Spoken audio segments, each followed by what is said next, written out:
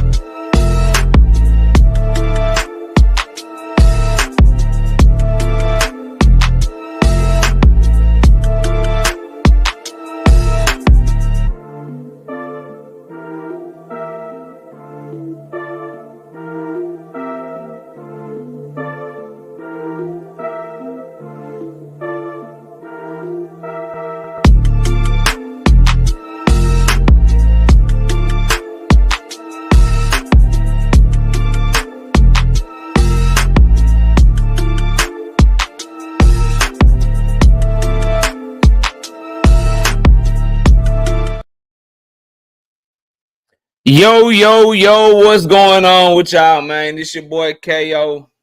It's your boy Knockout, your boy Knockout Boxing 86, your boy KO 86, whatever you want to call me, man. We here and we back for another episode of Knockout Boxing 86 TV. Smash the like button.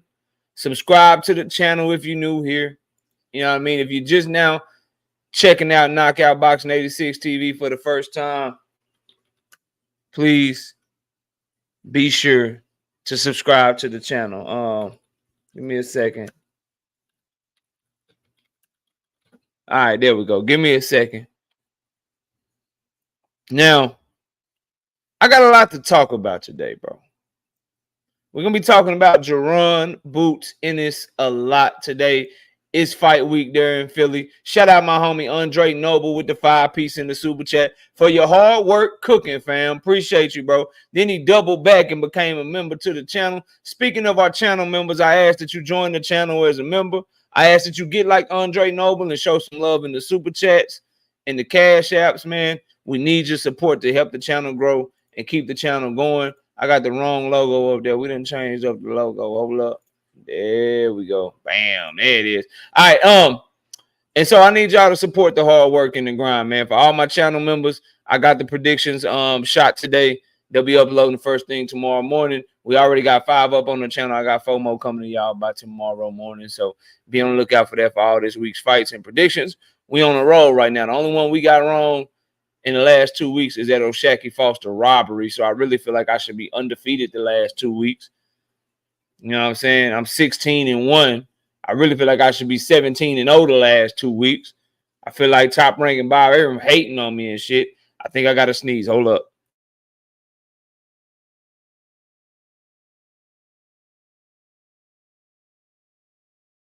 Yeah, that shit came out of nowhere. All right, we good. Let's see who we got in the building. Let's get the show started, man. I got a lot to go over. We got GD in the building. What up? I'm going to talk about it, GD. I appreciate that. Raw Garcia, what up? We got Mr. Moet in the building. What's happening with your brother? Huey Q, what's good? Realistic Washington fan. Mike Moss, Byron Bull, Dash 333, what's up? I'm going to start this because I disagree. Say you need to collect the belts for it. I disagree. All things, what up? Oak Cliff Sensei, what's good? Optics ID, what's good? Bravo, what's happening with you, bro? Salute to you. Aaron Roberts, what's happening with you? Salute, bro. Devontae, what's good? Dante Boxing Talk, what up, man? Salute to you, homie. Who else is in the building, man? We got Thrill Hill, the OG. What's up, Thrill Hill? Salute to you. Fight Game. What's up, Fight Game? Salute. Rodzilla in the building. What's up, Rodzilla? Salute to you. No Evidence 340 in the building. What up, Cooking with Sir Senior? What's happening with you? We talking about Bud today. I know you love those conversations. In the building, boxing. What's happening? Anthony Chulo, what's good? Andre Noble, the Red. What up, the Red? Savage Killer Queen, Gertz, what's happening with you?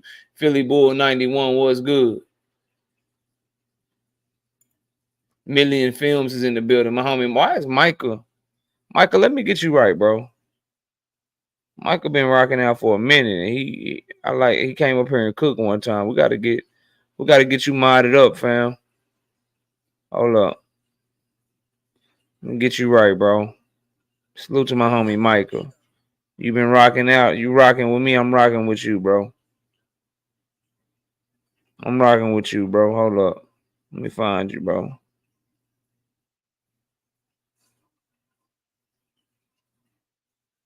Michael, there you go. Welcome to the gang, Michael. Welcome to the gang, bro.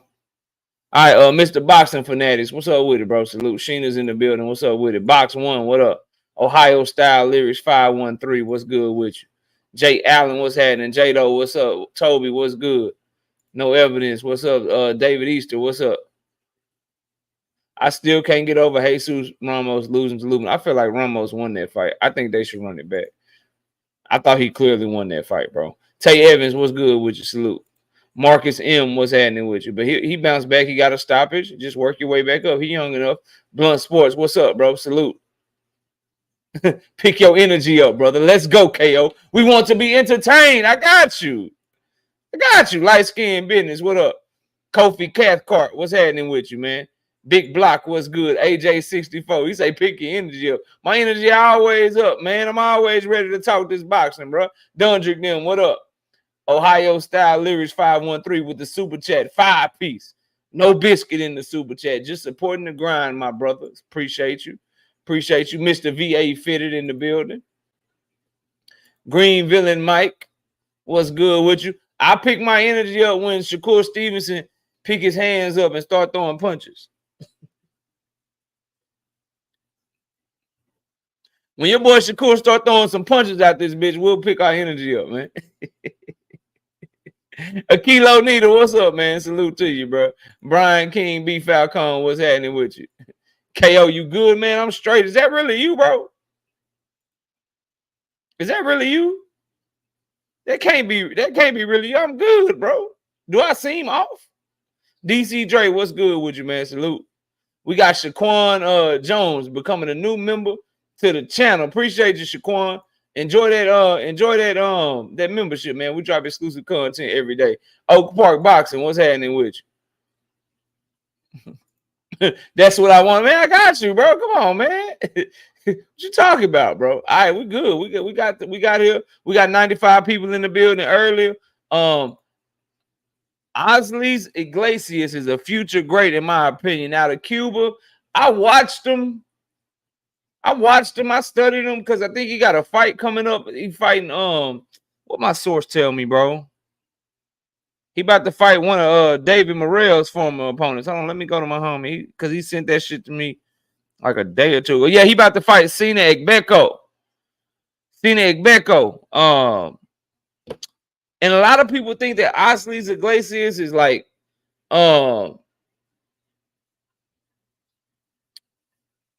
they compare him to like a David Morrell and shit. I don't see it, bro. I don't see it. He look good though. He is aggressive. You know, Cuba's starting to mold these aggressive fighters now. Like their style used to be known. You know, the Guillermo Rigondeaux, very defensive, slick fighters and things of that nature. But now when you look at a Cuban fighter, you think of guys like Robija Ramirez has got a lot more aggressive. Obviously, you think of David Morrell Jr. Even Erislandy Lara has changed his style up. He's more aggressive later in his career. And Iglesias is one of these guys with a high boxing skill, a lot of talent. But he's also very aggressive. So I like him. I just, he's up there 168, 175. Some dogs up there, bro. I like Iman Katiev out of Russia. I consider him Archie Beterbiev's little brother. I like him in that weight class. Obviously, I love David Benavidez. David Morrell Jr. is my guy. I think he's gonna be the cream of the crop and be at the top once it's all over with. But Osleys Iglesias looks like a good prospect. He looks like a good prospect. I ain't got nothing bad to say about him. Nothing bad to say about him, but I'm just not as high on him as a lot of people seem to be. In this day and age. We got David Easter with the 5-piece in the super chat. He says, thanks for the info. I got you, bro. I got you. I do run 2 miles a day. That's facts.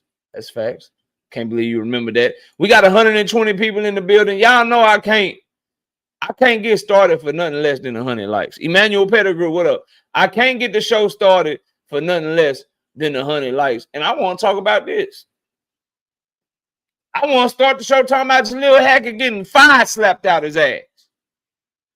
He the co-main event on the Boots card. I want to talk about that. L-Dub, yeah, that's where I got it from. Shout out to L-Dub, yep. Every day, Brandon. Every day. He said my super chats won't type my word right. You just send another one. No, I'm just playing, bro. I'm just playing. Just tell me what you meant, dog. My super chats won't type my words right. Just send me another one, bro. It's all good. We'll figure that shit out, man. we'll figure this shit out, man. Jordan C, what up, man? Salute, man. Victor, what's up with it, man? Yeah, Jalil got slapped. You ain't see it? You ain't see it? You ain't see it? I got you. You ain't see the shit? But I gotta get my likes though. You trying to trick me, bro. Miles, let's get a like check going, man. A Kilo ain't even see it. He want to see the shit. I want to show a Kilo the shit. I want to talk about it. I want to do all that shit, you know what I mean? But I can't do it for less than 100 likes. NHA2, what up, homie? I need y'all to get them likes up, though. Yeah, we got to get up over 100. Where we at, mods? Big Dog Willie, Michael Jackson, Sir Senior. All things, AJ64. Where we at on them likes, fellas? 85, we need 15 more. Pearl, appreciate you, Pearl. When we get to 15 more, I get this shit going, man. Shout out to my homie Big Dog Willie, 5-piece, no biscuit in the super chat. I'm talking about your boy a little bit today. I got some Shakur shit to talk about too. Don't worry. I got some Shakur shit to talk about too a little bit later. Bob Arum did a lot of interviews. Janabek Adam Kanuli, the unified middleweight champion, is fighting this weekend as well. Against Andre Milikovich. 2 undefeated fighters. Milikovich, a dog, he coming to fight. So I'm excited for that fight as well. Some good cards for those of us that really love the sport. So I'm checking that out. But anyway, when Bob Arum has a fight and he's around, he give you a lot of sound bites. So he had a lot to say about Shakur. So I'll be talking about him, Big Dog Willie. But Big Dog Willie with the 5-piece in the super chat. He say, knockout boxing, I have something important to ask y'all. It's a serious to me and life changing, but need y'all opinion. Can I ask my boxing family? Yes, bro. Yes, bro. You can ask me. Go ahead and ask me real quick, fam. What you got? What you got? Go ahead and ask me. You putting that shit in another super chat, or you just typing that shit so I can make sure I look out for it and I catch that shit. Big Dog Willie say he got a question. Big Dog Willie, whether you super chatted or not, I'm gonna put your question on the screen and we gonna answer it for you, bro. Shout out Green Villain Mike. Salute becoming a channel member, man. Appreciate you, Green Villain Mike. Big Dog. Oh, you gonna come up to the? You gonna hit that? You gonna hit the link? He say I'm hitting the link. Oh, good. What up, Big Dog? What's your question, bro? Yeah, real quick. I just want to say this. This is really important to me. And I asked earlier. Hold on, real quick, so I don't forget where I was at. Not me. What's up, homie? Salute to you. All right, go ahead, bro. What's your question? I asked earlier today. See, I'm losing my hair, and I'm going bald. And I want to know from my YouTube boxing family if I should cut it all off or should I get like a curl like in the back, so I have my baldness in the front and have a curl in the back and dye it blonde. So man, you think what? I'm gonna say cut that shit off, and I'm gonna send your ass back to the chat. And y'all go ahead and y'all chop it over Big Dog Willie and ask his question. Help me. I say embrace that shit, homie. Cut that shit off, bro. If it's all the way gone like that, where you gonna have some shit just in the back, yeah, just shit. like a kind of like a Jerry curl, kind of like in the back. Don't do that. Don't do that shit. Don't do Okay. that shit out. But let me get to the show, bro. All right, man. Shout out my homie Big Dog with it. That boy crazy, the motherfucker. Come up here talking about some hair, bro. Talk about his hair and shit, dog. We got love for you, bro. We don't care about that shit. Let that shit go, man. Let that shit go. And then if you don't like the way you look bald or with your hair going away, man, they got a ton of fire ass hats that you can pick up, man. Come on, man. Come on, man. All I can tell your ass, welcome to the gang, bro. Creole the Traveler, what's up, homie? Ring King Podcast, what's up, bro? I'm so glad. It's so good to see you, bro. I don't know how you got blocked, bro. I don't know how you were like, knockout, I'm blocked. Knockout, I'm blocked. Knockout, I'm sending this super chat from my other channel. I'm blocked, knockout. And I finally was able to go through my email and find your shit. And I don't know how that shit happened, but it's so good to see you back, bro. Glad that you were able to still enjoy the content. Zoomverse, what's up, homie? And I'm glad that we got that shit square. All right, so we had 100. I bet. So Jalil Hackett got slapped. My homie Akilo said he ain't see this shit. So let me get my homie real quick, bro, so he can know what we talking about. I gotta have my homie Akilo. You know what I mean? Gotta have my homie Akilo part of the conversation and shit. So I assume everybody see this shit, but motherfucker be busy, and this is like my second job, so I gotta look at the shit. But you say I'm at work, KO. I ain't see that shit, so let me show my homie, bro. Jalil Hackett, Peter Dobson, slap, motherfucker, slap. Let me see. Is this a good one right here? This gonna come from Fight Hub. You know, salute the Fight Hub. Appreciate the video. This is gonna be for educational purposes on. Let me see if this is the shit. Oh yeah, this the shit. This the whole shit right here. Yeah, it's only a minute long. Let's get to it. Let me share this shit. Say the other homie got choked. Yeah, he got choked. Yeah, it was. He got slapped because he put hands first. You know what I'm saying? But the good thing is they'll be able to settle that shit tomorrow. All right, let me get this shit right. One time for the one time. Make that shit big enough. You know what I mean? All right, here you go, Kilo. This just for you. Truth. What up, homie? Did just for you. Did just for you.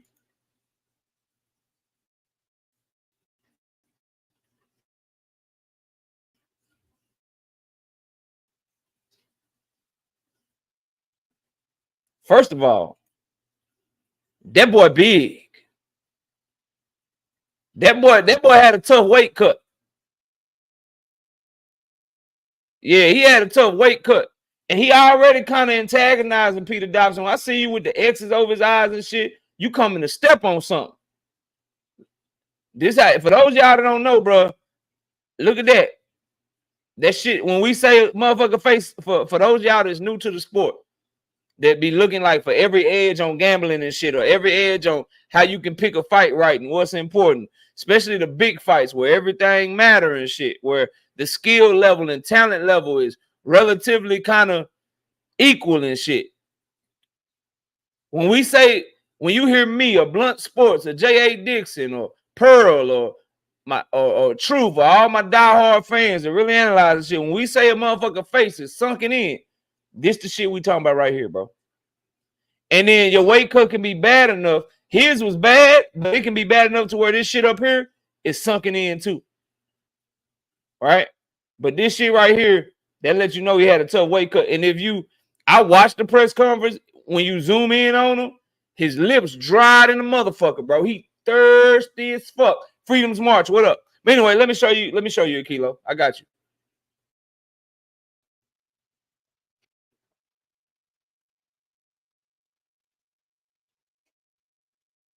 Little face off. He talking that shit. Bro, Jalil Hackett. Boy, you need to go to 154. That's where all the smoke at anyway, really. Okay. Bow. Yeah. Hey. I like that shit. Jalil tried to play him. Peter Dobson let him know I'm here to fight, bro.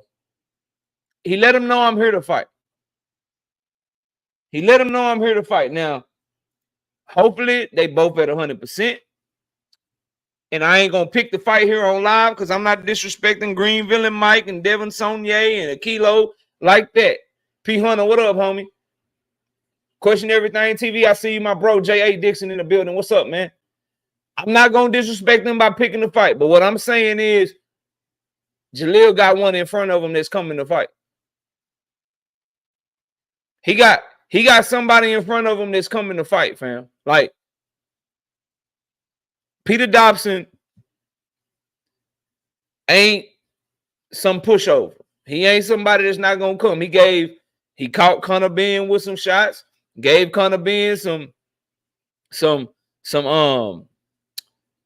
some work. He gonna be trying to give Jalil some work. And I want to see, because the homies in DC, I don't know if my boy D Free is in the building. You know what I mean? But the DC homies, they swear about Jalil. They say all you motherfuckers talking about Boots. Y'all talking about Gary Antoine Russell. Everybody talking about Abdullah Mason. They say Lil Jalil is that one. They say Lil Jalil is that one. They say he a dog, which I know he a dog. And that he that one because he got them fundamentals. He gonna work that body. He gonna beat you up and beat you down. He got that style. That's what they say. The homies in DC swear by him. Yeah, Pearl. You see Pearl? Yeah, they swear by him up there. So we're going to see what he got. I like that he got a dog in front of him. It's a dog. Now, the dog ain't probably as skilled as him or as talented as him, but Jalil been fighting a lot of people. What up, Omega Red, my light-skinned bro from another? What's up, homie? Salute my boy Omega Red. Day one. I always rock it out. Even if he just come by, hit the like button, be watching and shit, and do his thing. Sometimes he stays, sometimes he don't. But shout out my homie Omega Red. I appreciate you, bro. You've been a day one supporter and a real one from day one. I really appreciate you, dog. Nick J in the building, the Queens of Boxing Talk. Y'all go check them out. Salute. You know what I mean? We working. But Jalil Hackett, bro, the guy got somebody in front of him, and I'm excited. I like that when he tried to pump Peter Dobson wasn't going. He pushed them back, and now they're going to settle it in the ring tomorrow. And I expect whatever happened for both of them to show respect to each other. And Jalil Hackett, co-main event. Boots got the city showing up. You know what I'm saying? You're going to have some people there. DC, Philly, half the shit. That shit ain't far. I passed geography class, goddammit. So I know you're going to have some people there too. How long is the drive from DC to Philly? Let me see something real quick. That's a 2-hour drive, 2 hours, 41 minutes. Right now, I-95. Only 139 miles away. Hey, Oscar De La Hoya. You know how you had Devin Haney and Ryan Garcia, Southern California kids, fucking going all the way to New York to fight?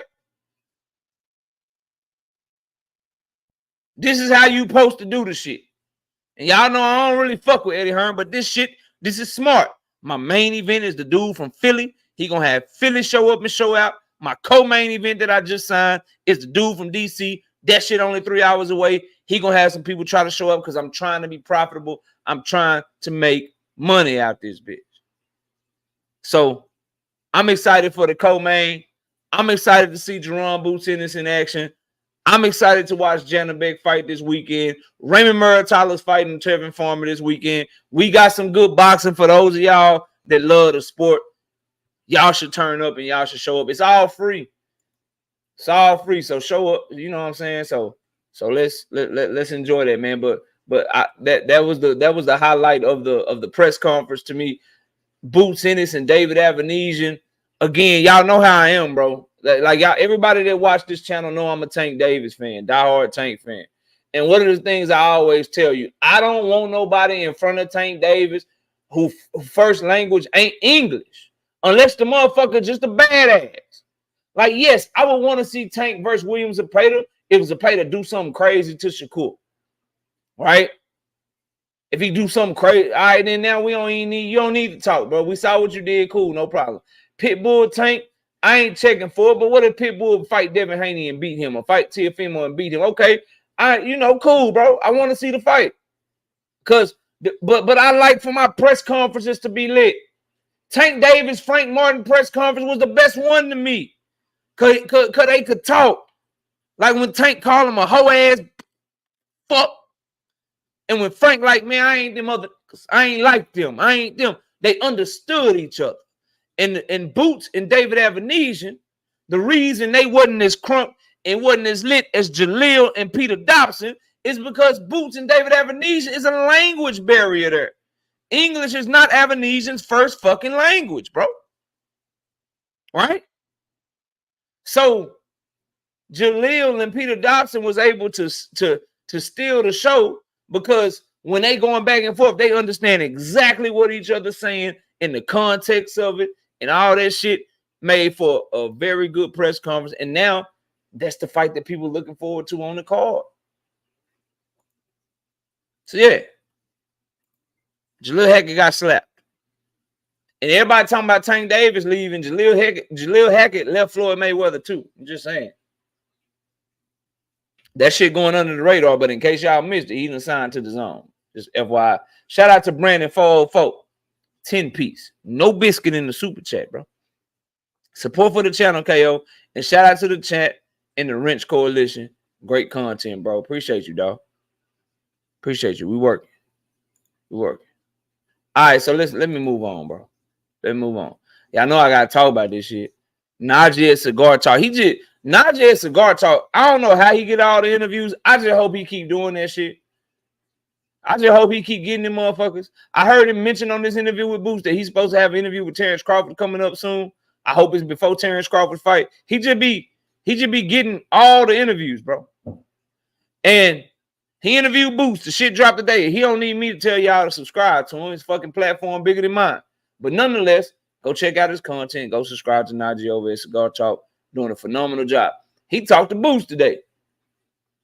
Or it dropped today. I don't know if he talked to him today. But his Boots interview dropped today. And I gotta say, maybe y'all missed it, right? But Boots Ennis said out of all the young guys, he co-signing Abdullah Mason. Yeah. He said out of all the young guys, the one he said, I don't even really watch boxing like that. Go check it out now. Boots say, I don't even really watch boxing like that. Feel me? I don't even really watch boxing like that. But I watch Abdullah Mason. He said that boy's sharp. That boy's sharp. 817, what's up, homie? It's okay. Y'all, nobody listens to little old knockout. You know what I'm saying? Nobody listens to me. But, you know, maybe since Boots is saying it, and now you got bigger channels hopping on the bandwagon and shit. Now everybody lit on Abdullah Mason all of a sudden. Everybody know who Abdullah Mason is now. Everybody think he the shit. Everybody like, oh, Abdullah Mason up next. Like it's some revelation and shit. That's why you gotta sub up. That's why you gotta sub up, bro. That's why you gotta sub up to the channel and shit. That's why you gotta sub up to the channel. We been on that shit. We been on that shit, bro. Maybe now y'all will pay more attention to the young man. He fighting August 17th in Canada on the Christian Mbile Sergey Deverenchenko card. He's fighting again August 17th in Canada on that card right there. Just FYI, bro. Just FYI. That's okay. It's cool. Do your thing. This ain't just for the person you put in my chat, Aaron. You know, this ain't just for him, but anybody that's saying Abdullah Mason is a hype job does not know what the fuck they looking at. And that ain't just for him. That's for anybody that thinks that, bro. It's just boxing talk at the end of the day. If you can't look at that young man and see the talent, see the pedigree, if you haven't studied his amateur background and what he did in the amateurs and shit, and the tournaments that he won and shit, I don't know what the fuck to tell you. I don't know what the fuck to tell you.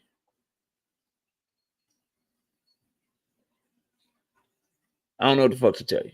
You feel me? So it is what it is with that shit. But yeah, bro, Abdullah Mason's getting traction, and deservedly so.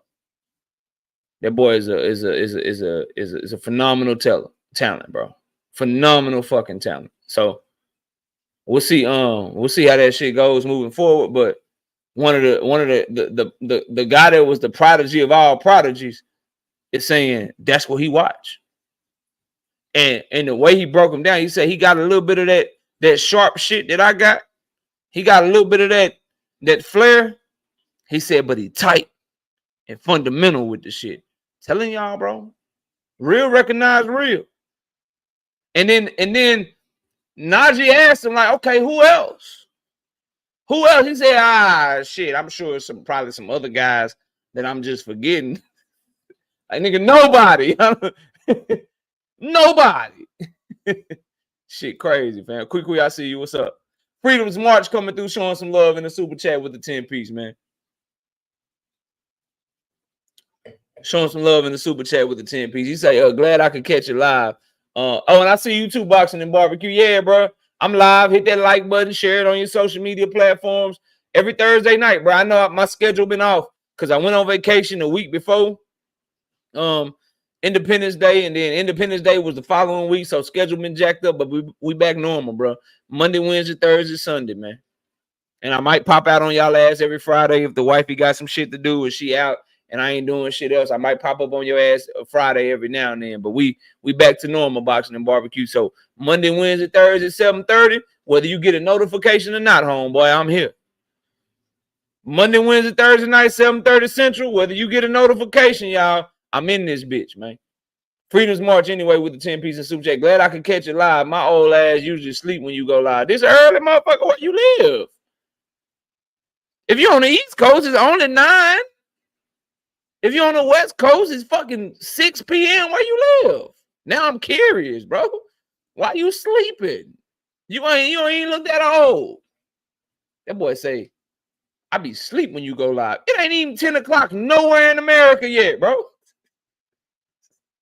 But be a part of the replay gang, and I appreciate your support, man. He say, stay solid, bro. Hey, man, if you consider me solid, I appreciate that. I'm just going to stay me. And if people fuck with it, they fuck with it. If they don't, they don't. I'm going to be me always, bro. Abdullah Mason is indeed one to watch. Young man is a beast. You dang show, right? Yeah, bro.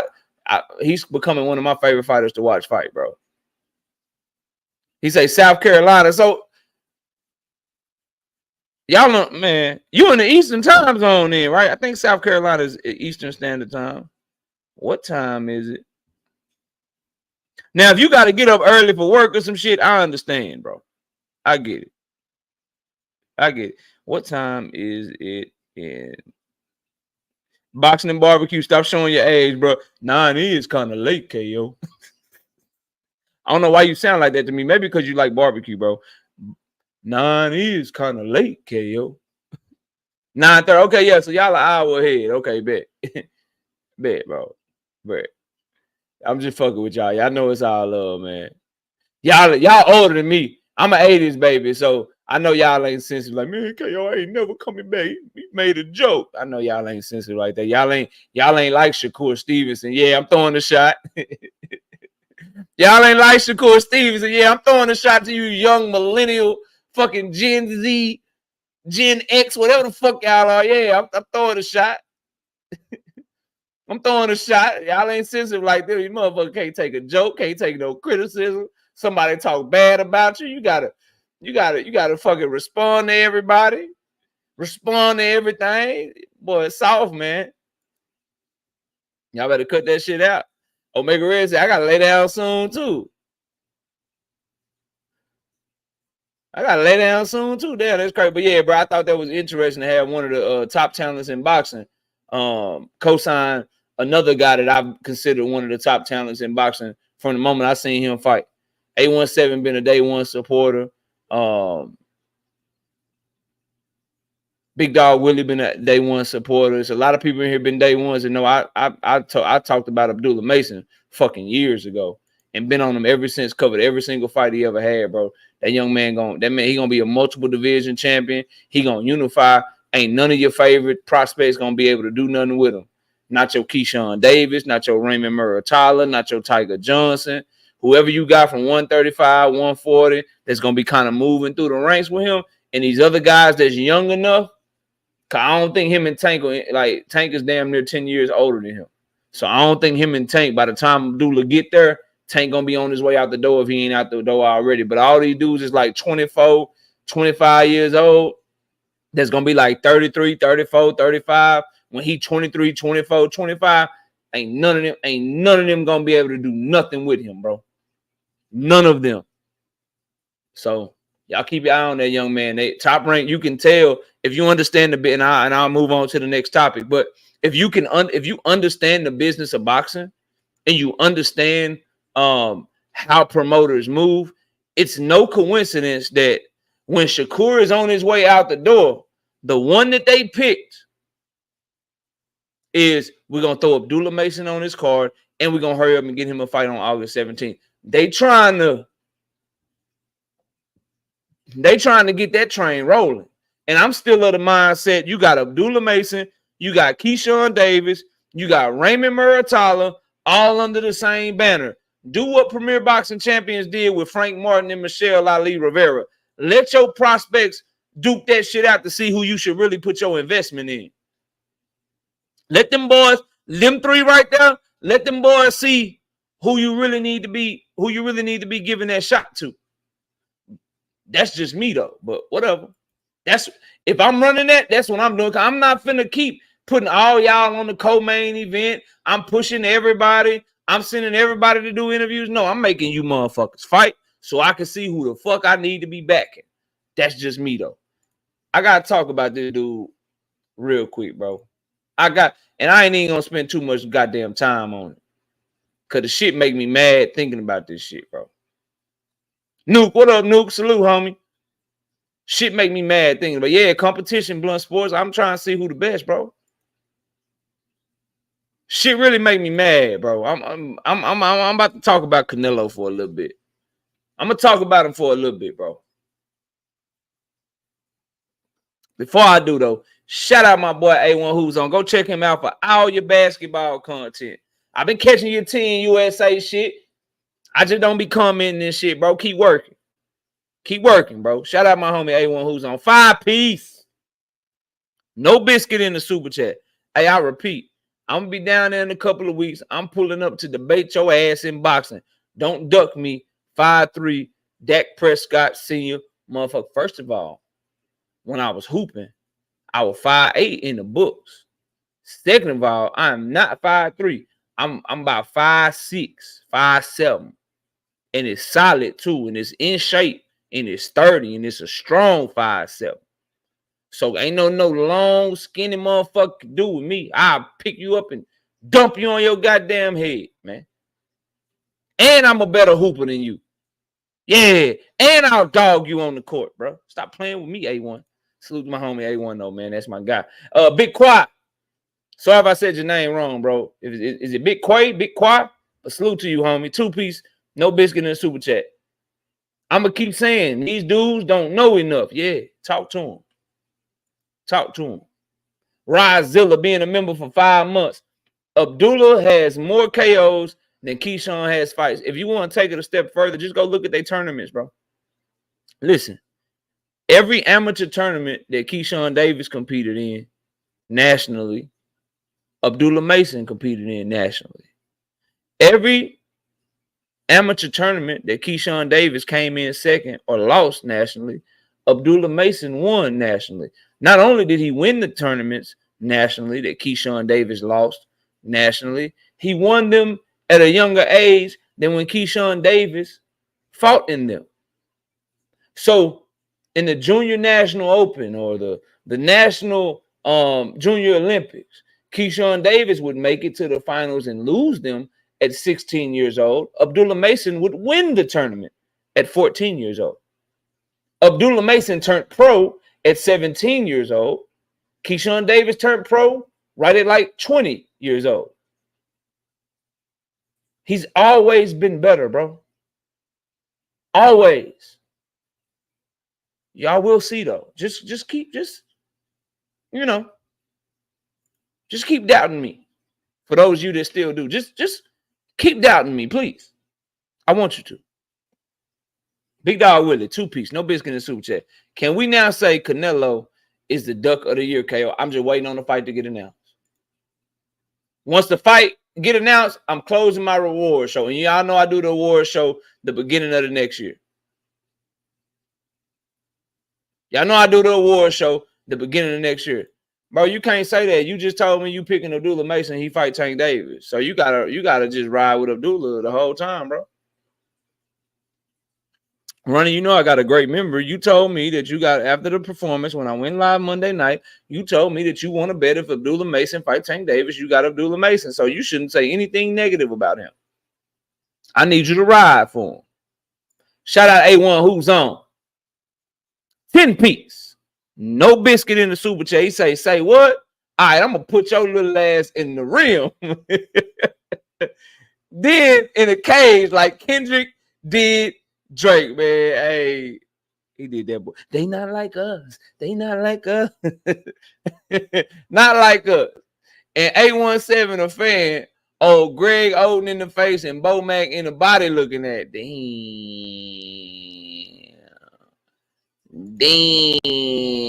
G5 with the being a member for 5 months. He say salute, bro. KO in the chat, fam. Salute, G5. My boy.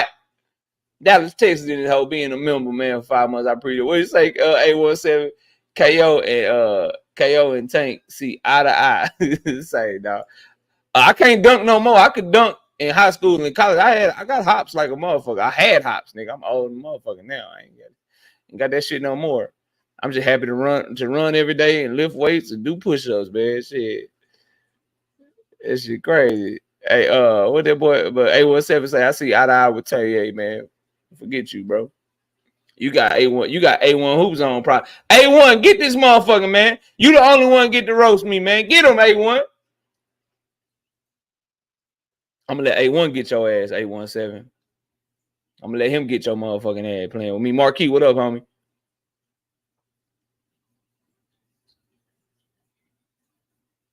Oh, no, I'm with you, Ronnie. I know. You know, I just be talking shit, bro.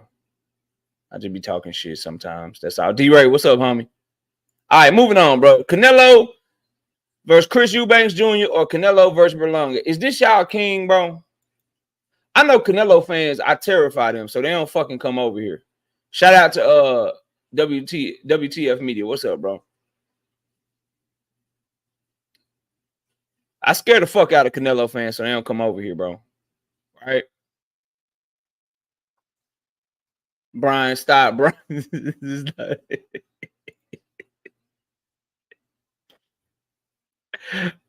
I think I'm going to hell. Why is it so funny to me? This shit shouldn't be funny. Oh, my God. Big Supreme, I've knocked a few people out in my day. Yeah. I've knocked a few people out of my day. That is a fact. That boy say, I don't trust Tevin Farmer. A1, stop letting this nigga try to clown me in my chat. I'm about to time your ass out for 1 minute if you make one more joke, 817. I'm petty like that, bro. Anyway, Canelo versus Chris Eubanks Jr., bro. And Canelo versus Berlanga. Those are the options. Meanwhile, Tank is about to fight Loma. Where are all the people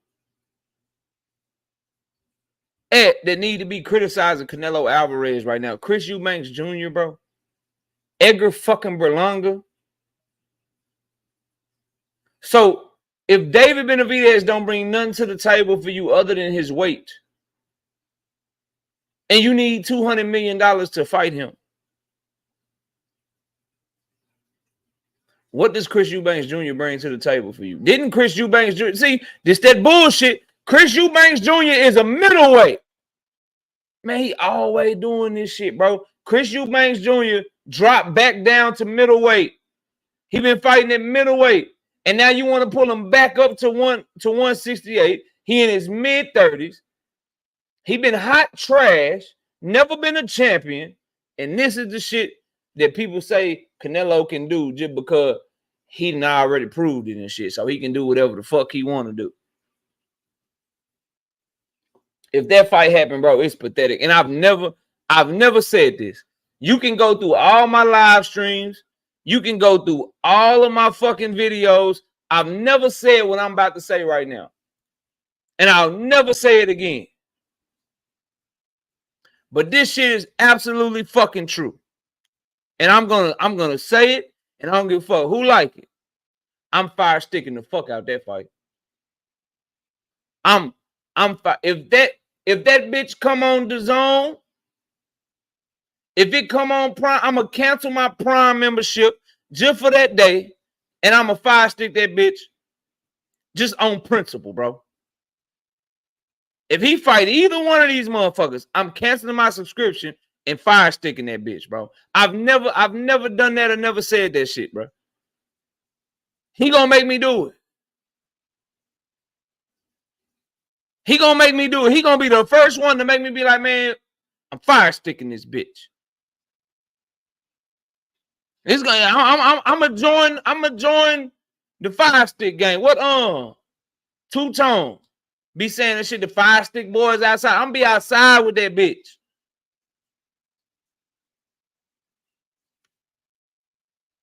I'm gonna be outside with that bitch. Fight game, I'm showing nothing. Fight game, what you doing? Fight game, what the fuck? Hey, bro, come on, dog. Come on, bro. What the fuck? Fight game, dog. Fight game, you out of pocket, bro. You out of pocket, bro. This motherfucker stalking me, bro. Who the fuck are you, bro?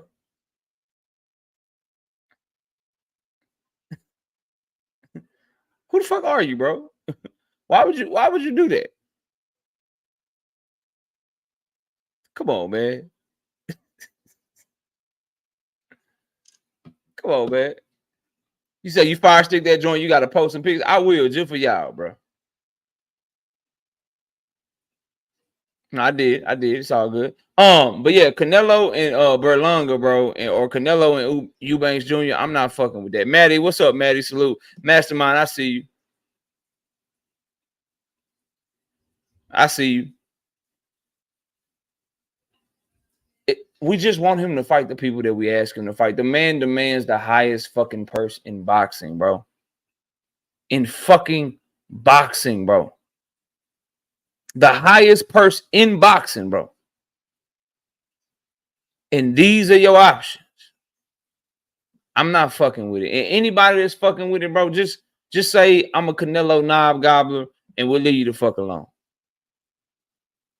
Just say I'm a Canelo knob gobbler and I'll leave you the fuck alone. Run it with his Terence Crawford flag. Man, Canelo need a tune-up for Bud. So somebody gotta be it. Crazy. Absolutely crazy. You still waving that flag. Now, let me go to the next one, bro. Shakur Stevenson lashing out at Bob Arum. I kind of agree with him. I kind of disagree with him. So he says, basically, Bob Arum gave a lot of interviews. Shakur Stevenson been tweeting a lot of shit. Shakur Stevenson says that Bob Arum is showing favoritism to Lomachenko by making the Tank and Loma fight and not making his fight versus Shakur. He feels like that since he's with Top Rank, that he's been with Top Rank, that Bob should have made the fight with Loma, with him, instead of making it with Tank. Bob Arum says, you think that these motherfuckers are puppets. You think the only one with a mind is you. I can't force motherfuckers to do what they don't want to do. Tank Davis is a bigger fight. That's the fight that Loma wants. They both right and they both wrong. Shakur is right that he shows favoritism to Loma. But in this particular instance, bro, in this particular instance, Bob can't make Loma fight Shakur. And Bob Arum got to look out for his company, bro. He got to look out for his company. I got Lomachenko. I can put him in 2 fights that he might lose. Whether it's Shakur or Tank, he can lose to either one of these motherfuckers because they very fucking good. They very fucking good, right? So I needed to make it profitable for my company. If I have him fight Shakur, can we justify putting that bitch on pay-per-view? Loma did 150,000 pay-per-views by itself. Shakur ain't never been on pay-per-view. The only place that Shakur is proven to be profitable is in New Jersey. Loma, he fight in New York a lot, but he ain't never did no big live gigs. But will Loma be willing to fight Shakur so close to Shakur's home? If I put him in Las Vegas, is that fight gonna sell? Or I could put him in there with Tank Davis, and I can make some money.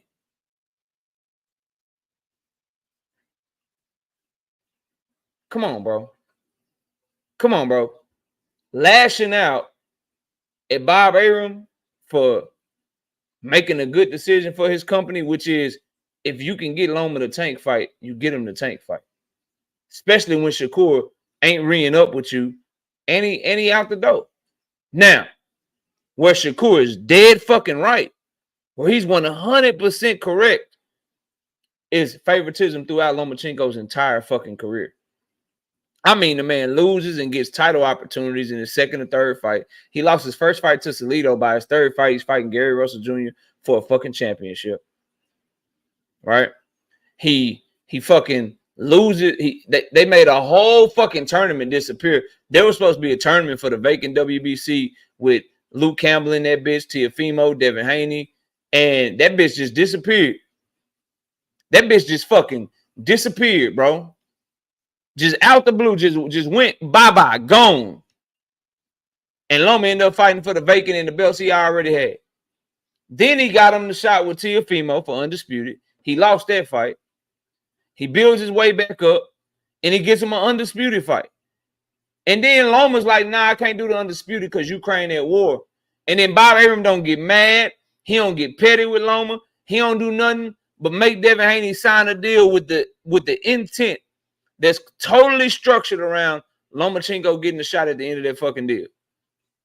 And then when they make the Loma and Devin fight, Devin was trying to fight Loma before Ramadan. Bob said, fuck you, y'all fighting in the summertime, to try to give Loma every opportunity to win that fucking fight.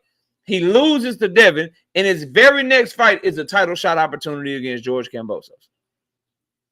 And then after beating George Kambosos, who Devin already beat twice, Bob is about to set him up with Tank Davis. Yeah, bro, you done showed a lot of favoritism towards motherfucking Lomachenko. Knockout, he's a two-time Olympic gold medalist, knockout. He's a two-time Olympic gold medalist, knockout. Cool. Robeisy Ramirez lost his first fight. He's a two-time Olympic gold medalist. Did he get a title opportunity in his third fight? Come on, bro. I do this shit. I do this shit. I say it again. You had Robeisy Ramirez. Robeisy Ramirez lost his first fight. Did he get a title opportunity on his third fight? Matter of fact, you made him rematch the motherfucker that beat him. What happened in the Lomachenko Salido part 2? Oh, that shit didn't happen, huh? Y'all remember what happened in Salido versus motherfucking Lomachenko part 2? No. That shit never happened. But Robeisy Ramirez, two-time Olympic gold medalist, just like Loma. Lost his first fight just like Loma. Yeah, lost his first fight just like Loma. He had to rematch the motherfucker. Loma ain't had to rematch the motherfucker. He didn't get a title shot in his third opportunity. Loma got a title shot in his third opportunity. What's the difference? So miss me with he only got that because of the amateurs KO. Uriel Gamboa. Uriel Gamboa was a two-time Olympic gold medalist. Did he get a title shot opportunity in his third fight? Bob Arum had him too.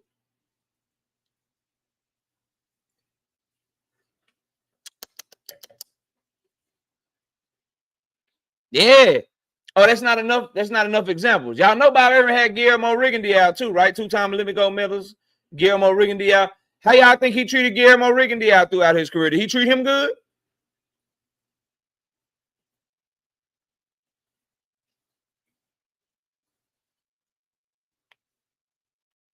I feel you, Ronnie. I'm just talking about Bob Arum specifically and his favoritism towards Vasily Lomachenko, bro.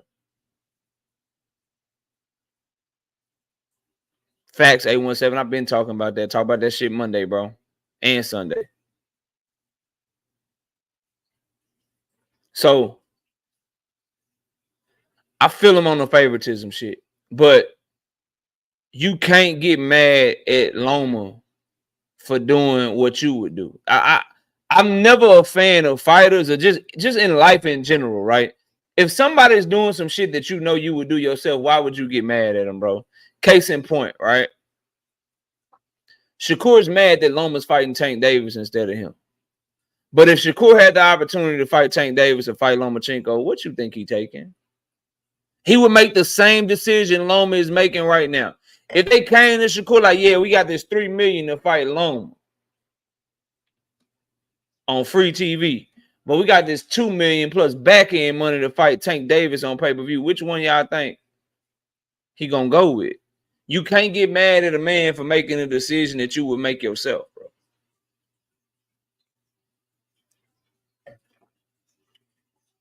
Snacks B, what up? So you saying he would duck Tank?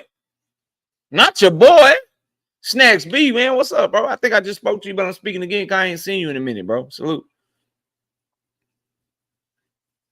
So he would duck Tank to fight Loma?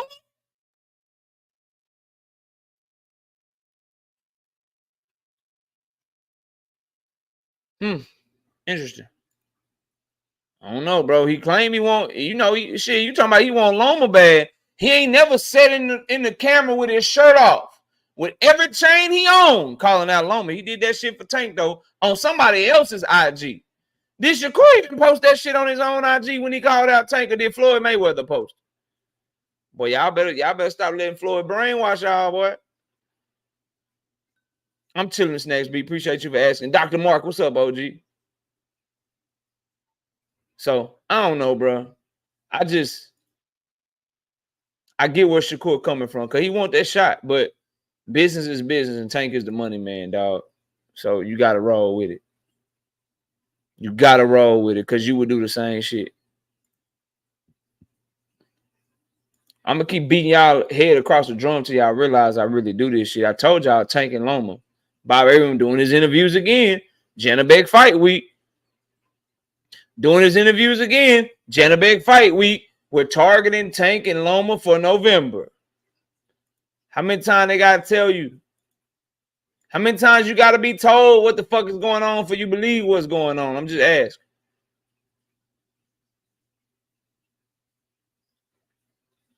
I'm just asking, bro. The shit going down. It's gonna be a phenomenal fight. It's gonna be a great performance from Tank Davis, and I can't wait to see it.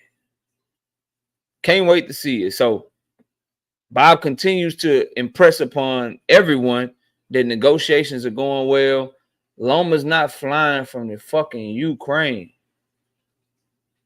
Loma's not flying from the fucking Ukraine to come to America for no bullshit that they ain't already talked about first. Shit's done.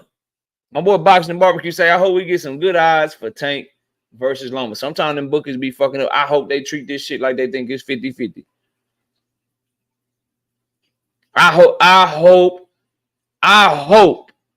that Vegas has somebody doing. Matter of fact, I would hope that Vegas let my homie Black Truth do the odds for this fight. If Vegas could, if I could just volunteer somebody to make the odds, like all the round odds, the money line, the method of victory odds and shit, I want Truth to be the one to make the odds for this fucking fight, bro. I really do, bro. Because I'm going to get super paid. Super paid. You said Vegas. Why? Because Tank bring in money there. They like that money because you got to understand, Teach. The $41 million that Tank and Frank Martin bought in just in the fight, the people still had to have hotels. And if you're going to Vegas, what you doing? Boy, you going to the casino, you eating out, you going to the show and shit. So that influx of people in Vegas, you don't just, motherfucker don't just I don't know if you ever been to a fight or not, Teach, but motherfucker don't just fly in the day of the fight, go to the fight, and go home. You fly in a couple of days early. Sometimes people make a whole week out that shit because people want to go to the grand arrivals. They want to go to the fucking final press conference. They want to go to the weigh-in and shit. And all that time, what you doing? You eating out. You staying at a hotel, right? You running out. You running out this bitch. You know what I mean? Having a good time. So that's why they want that shit in Vegas, because it's more for people to do and shit. And then them big money motherfuckers, they doing. They flying in. You trying to get them motherfuckers that can drop $15,000 on some ringside seats, $20,000, whatever it costs on some ringside seats. Guess what they can also do? They can afford to gamble. And guess what that hotel do, or that MGM do, or whoever the venue is? They know all them motherfuckers by name. And they hitting their ass up. Hey, we got a deal over here. We give you a free room. You gonna come play in our high stakes poker game? You want to come play in Texas Hold'em? Yeah, that's why, bro. That's why Vegas.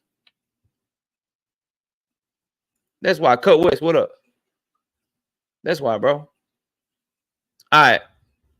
I got two more things to talk about, then I'm gonna drop the link for y'all. Cause every time we talk about Terence Crawford, shit get kind of fun up here. People hit the link that don't usually hit the link and shit. Shit get kind of fun. Get kind of crazy when we talk about Bud, bro. Man, you can't read shit. You probably got so many tails and shit. Boy, you can't play no poker. Meaty Riley, what up?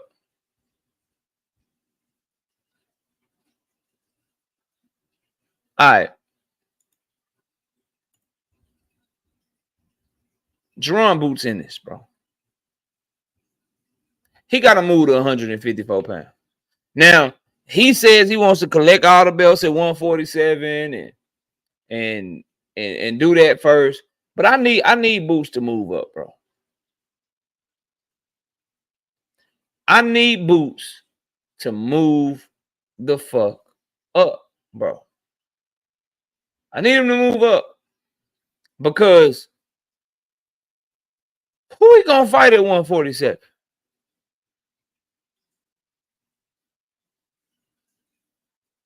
Two of the champions already ducked him.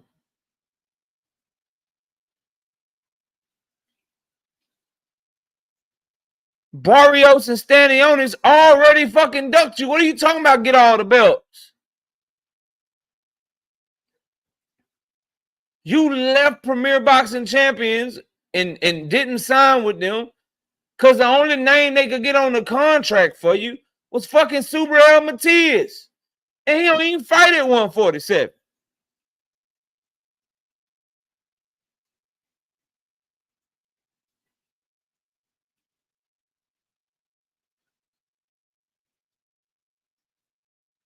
So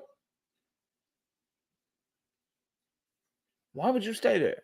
Then the WBO champion, you know Top Rank ain't man. Top Rank is gonna hold on to that WBO 147-pound title for dear life. They about to have Brian Norman out this bitch balling on motherfuckers. Balling on motherfuckers, man. There's nothing at 147 for you. But if you go up to 154, you got to start thinking about your era, bro. If you go up to 154, I don't know if I'm going to talk about him getting the Boots fight or Bud fight, and the Errol fight later. But 154, Erickson Lubin, 27, 28 years old. That's your era, bro.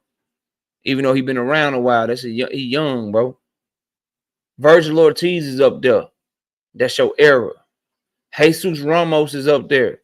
That's your era. That's around your age. Sebastian Fundora is up there. That's your era. Charles Conwell is up there. That's your era. You need to start worrying about mixing it up with these dudes that's in your era, bro. Because the old head, Tim Tszyu, another one, good call. 28, 29 years old. That's your era. Ain't nothing for you at 147. Barrios already fooled 2 times over. Already got knocked out by a 130-pounder, bro. Already got hands put on him by one of the most inactive champions in boxing. Now, I don't know about this one. Ride for Texas, though, homie. Ride for Texas, bro. I love I'm a bigger Virgil Ortiz fan than the Jaron Boots Ennis fan. It's Texas all day, but shit. There isn't a human being fighting from 160 down that Boots is food for. 168, 175, some of them and up, them motherfucker might be too big for his ass, but it ain't nobody from 160 down he food for. Nobody. Yeah, Ronnie, nobody. Yeah, sir, senior. There is nobody from 160 down that he just food for, bro. Okay? But I love me some Virgil, though. It's Texas all day, bro. Real talk. Real fucking talk. But he got to move up to 154 because it ain't no...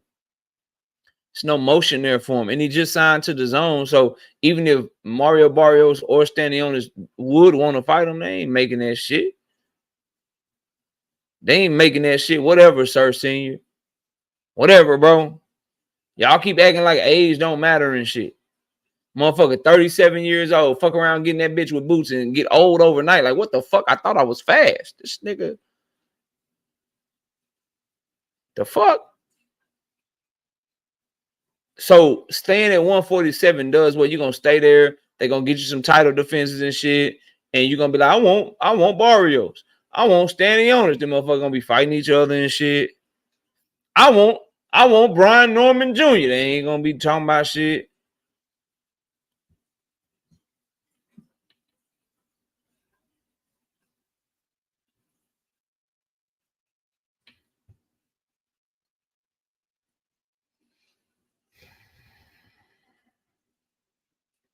Look at this shit. Look at this shit right here. Look at this shit. Look at this shit. Everybody look at this shit real quick. Look at this shit. Look at this shit. Y'all look at this shit right here. Look at this shit right here. You sound like one of them moms and shit. You sound like one of them women that's like, yeah, how old are you? I'm 29. I'm 29 years old. I'm 29 years old. Oh, for real, it's July 11th. When you gonna turn 30? I'm 29 years old. I'll be 30 on August 15th. You sound like them, bro. He's not 37, bro. His birthday in 2 fucking months, bro. He's not 37, KO. He's closer to 37 than he is to 36, bro. He's 36 years old in 10 months and 2 days, KO. Don't be trying to age him out. Come on, bro.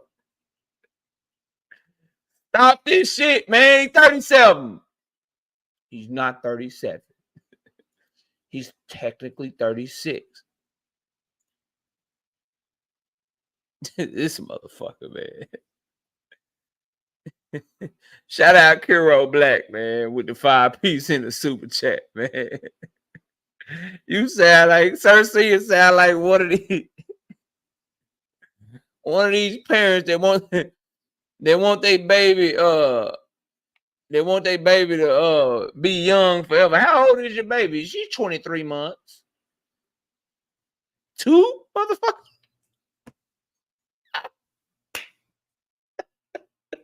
How old is that baby? 35 months. 3 years old.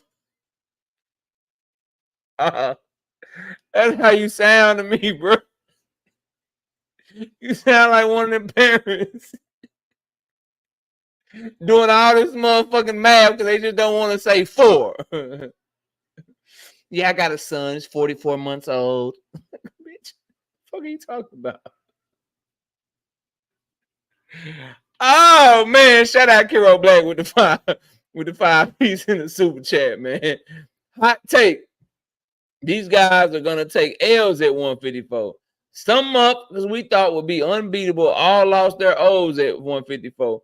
Won't be different for Boots or Bud. Puerto Rican Run, what up? Yeah, bro. 154, it's a very competitive division, but just like I understand that, like I want to unify if I'm Boots. I understand the need to want to be undisputed. You just got to understand when you're in a dry ass, stale ass era, bro. You know what I mean? Like I don't want to see another Gary Russell Jr. situation. Like, bro, featherweight's not popping, nigga. Move up. I don't want to see that shit. He wasted his prime at a division. Nigga, you couldn't get Leo to fight you. You couldn't get the other champions to fight you. They were all fighting each other, and they were like, fuck you. Move up, bro. I don't want that for Boots, bro. You're not getting you signed to the zone. They got nothing over there for you. PBC gonna keep they belts over there with the people they got. Brian Norman Jr. gonna keep their belts over there with the people that he, top ranking shit. And you're not gonna be big enough in time to really do nothing at 147. But he can go to 154 and try to get fights, bro.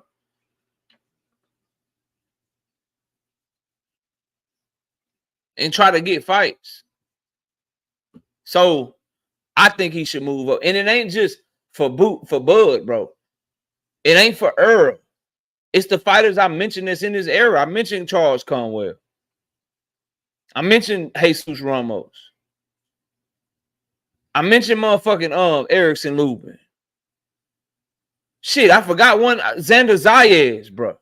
Virgil Ortiz, Tim Tszyu. Them, that's your resume, bro. Them the ones. That's them the ones that you need to be hunting down. That's your resume. Them motherfuckers.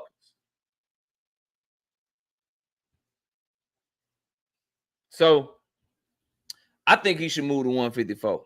And he was talking on Cigar Talk today, and he said he want to be staying at 147. He want to try to collect all the belts. Man, if you can't collect them bitches in the next year by the end of 2025, bro, continue your career, bro.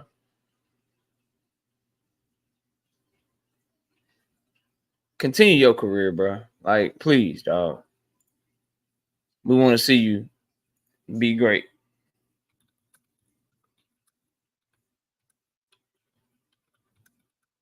I got 2 more topics, then we dropping the link, bro. So, why is Bud Crawford versus Madrimov on pay-per-view?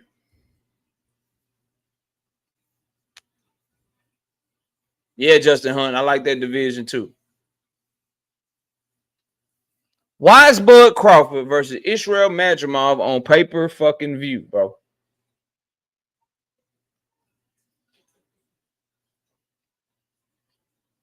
I want to see where y'all head at.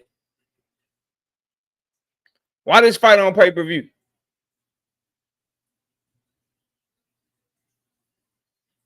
Now, me says because it's a killer card. Nope.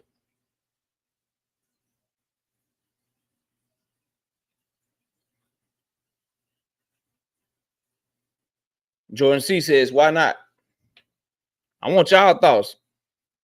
This hating ass nigga. No. I promise it's not what you think.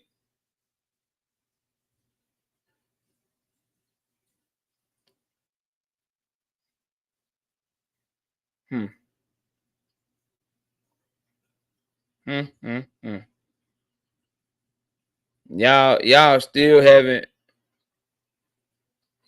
seen the play. It's crazy that y'all don't see this shit, bro. All right, let me put y'all on game, right? I tell y'all all the time. Every fucking time, bro. I'm like, yo, these takes, they age like fine wine, bro. I know what the fuck I'm talking about, bro. They age like fine wine, bro. Listen to me on the on knockout. The belts fucking matter, KO.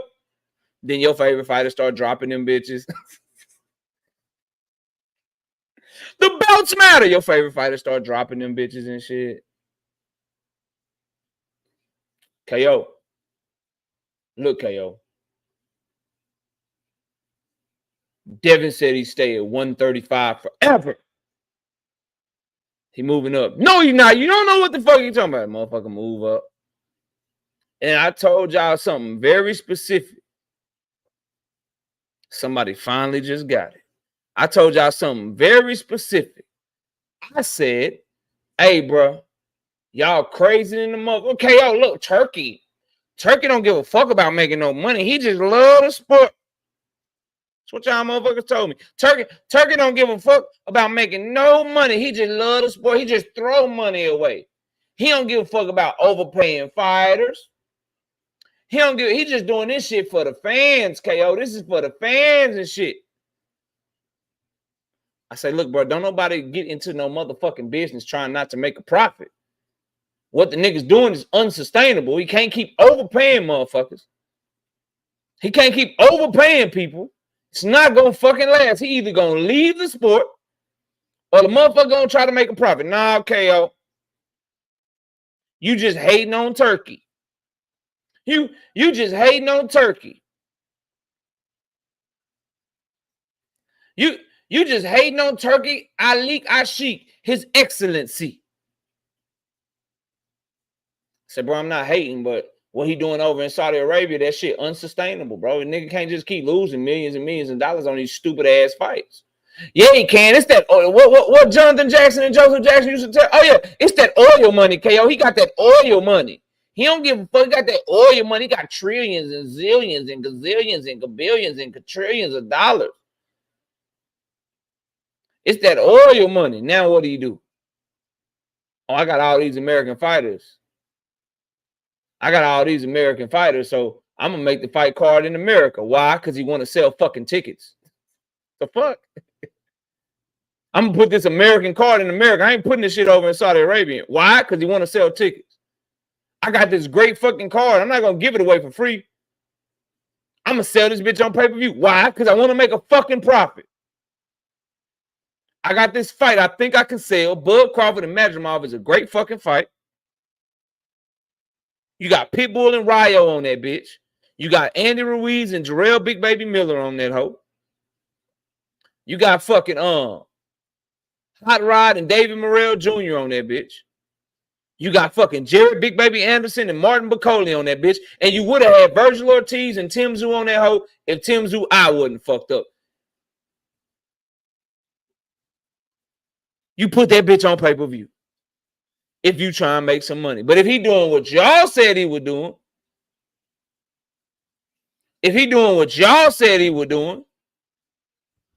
and he didn't give a fuck about the money, he doing it for the sport, he just doing it for entertainment, then he would have that bitch in Saudi Arabia where he ain't got to fly nowhere to that motherfucker. He ain't got to come across the world to watch that bitch. And he would put that bitch on for the $19.99, $22.99 or for free. Because he don't give a fuck about making no profit because he got that oil money. That's what the fuck y'all say, that oil money. No, that motherfucker is not finna keep blowing millions of dollars for bullshit. Ladies and gentlemen.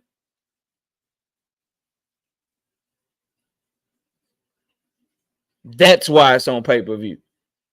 Because he wants to make money. He's in the fucking sport to make money and turn profits like everybody else. And guess what?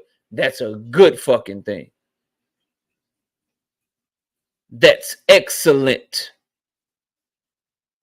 Because we need more money in the sport, but more importantly, we need the big cards and the big names to turn a profit or the sport will fucking die. But don't listen to me. I only been telling y'all this shit for months now, bro.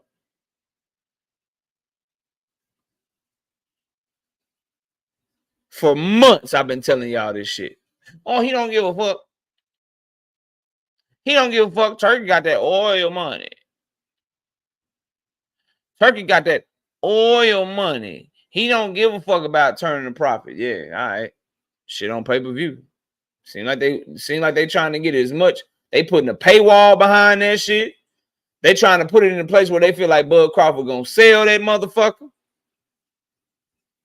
And they trying to get to a bag, but okay. Okay, then. How come the tickets ain't $20? How come the tickets ain't $20, bro?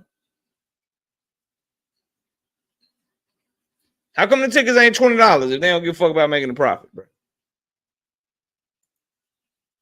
Anyway, I'm off of that. I got one more thing I'm gonna talk about, then I'm out. Boots Ennis said Terence Crawford a goddamn liar. Nothing new. Nothing new. Phenomenal fighter inside the ring. Prove that. No one pound for pound fighter. Prove that. Boots Ennis say you goddamn lie. How we could have fought when you chose David Avenesian? I've been telling y'all this. How we could have fought? You chose David Avenesian. I didn't get the IBF interim title until after you fought David Avenesian. These is all facts. This is all facts. So the idea that Boots Ennis dropped himself out the rankings and went the IBF route and did all this shit to duck Terence Crawford and didn't really want to fight him. All that shit, cap. Been telling y'all that. He didn't get the IBF interim title until after Terence Crawford fought David Avenesian. They didn't try to reach out about a Boots Ennis fight until early 2023 when the man was already in negotiations with motherfucking Errol Spence. That's when they tried to reach out, and it wasn't even Bud or his team. It was BLK Prime who had no contract with Bud Crawford. And Boots Ennis said, we told them yes, and we ain't hear shit back.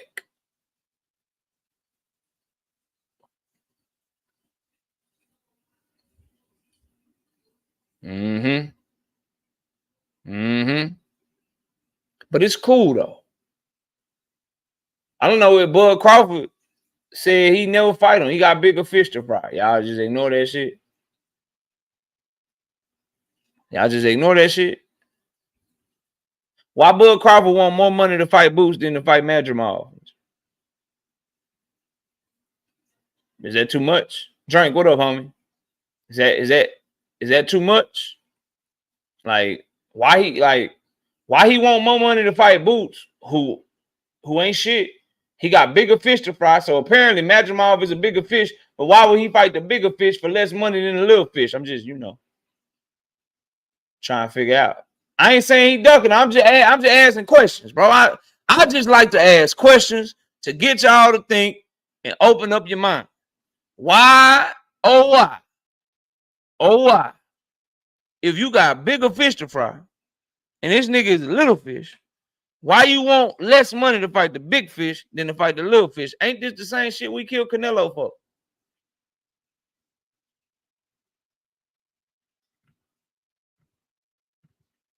Ain't this the same shit we killed Canelo for? Like, yo, like you say this nigga ain't shit, but you fighting this other nigga for less money than what you would fight him for. But you say he the one that ain't shit. What's up? Ain't that the same shit we kill him for?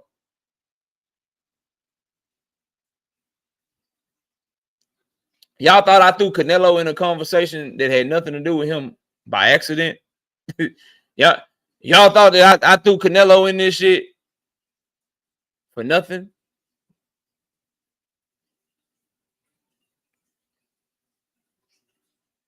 I agree that Boots should go up to 154, but Bud said he would never fight him. He got bigger fish to fry. He said that. He said he's not interested in the fight. But Boots got to prove that he's not interested, even though he said that shit himself.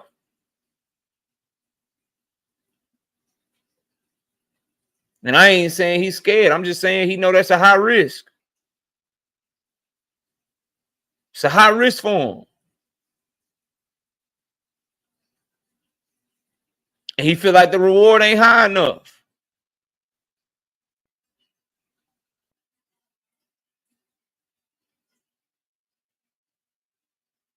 Just asking, bro.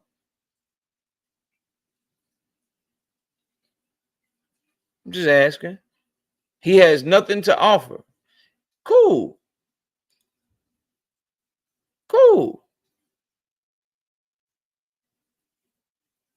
Boots got nothing to offer. Madrimov got everything to offer. So why you want more money to fight Boots? I'm out of wine. Shit. I hear you. I hear you, and I acknowledge that. I acknowledge that. Boots got nothing for Bud Crawford to offer. If he got nothing to offer, why do you want more money fighting him? than fighting somebody that has something to offer.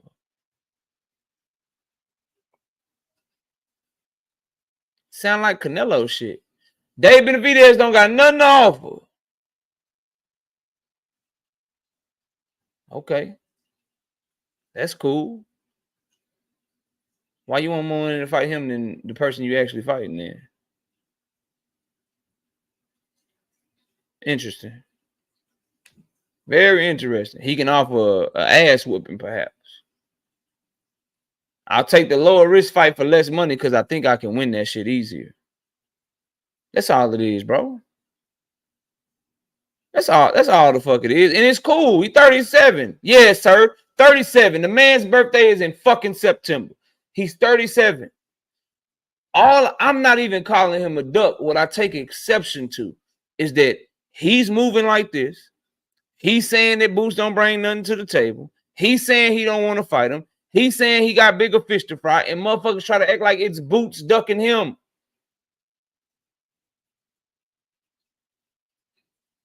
Try to act like it's Boots ducking him. And when did y'all turn into Terence Crawford's managers and shit, bro?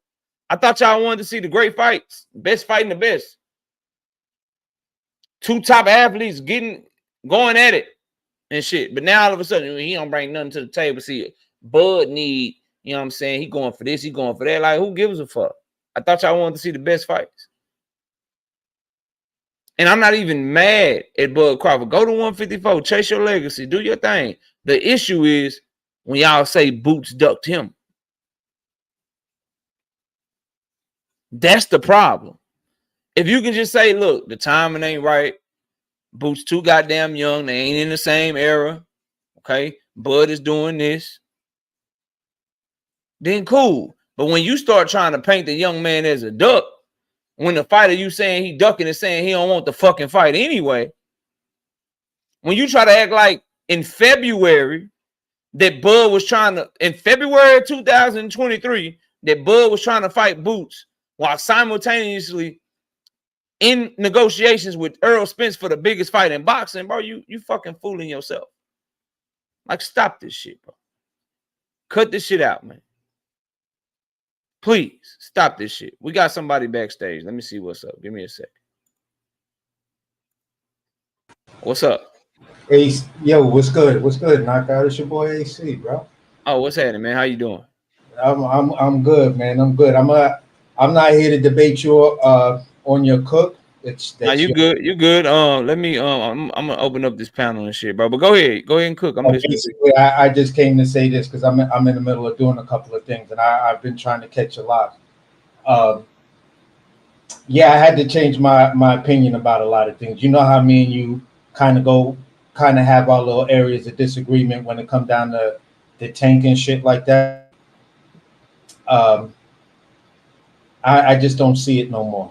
I'm looking at the landscape, and just like you came on the homies channel and you said what you said after the Bud and Errol fight, I'm here to say, listen, I'm a person that if you ask me if these two motherfuckers fought tomorrow, there is no way Shakur Stevenson or my guy Devin Haney beats Tank Davis. It's just not gonna happen. Y'all don't have what it takes to keep this man off you for 36 minutes. It's just not.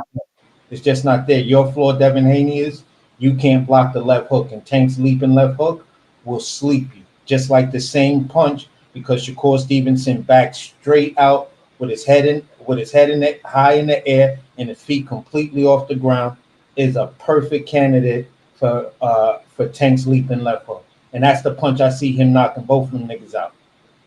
Just doosh! It just connects on them and they just fall.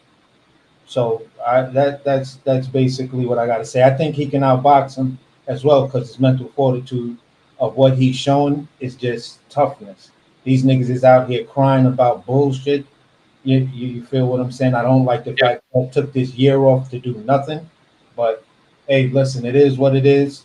You've been calling it. I'm giving you your props on it. I ain't never going to debate you about Tank Davis or even disagree with you about shit you got to say about Tank Davis. Already, bro. Well, enjoy the rest of your night, man. I ain't really got nothing to say. I appreciate you, dog. Yeah, for sure. All right, peace. All right, y'all. Panel open, man. I got the link in the chat. All you chat warriors got so much to say. What's up? What's happening? What up? What happening?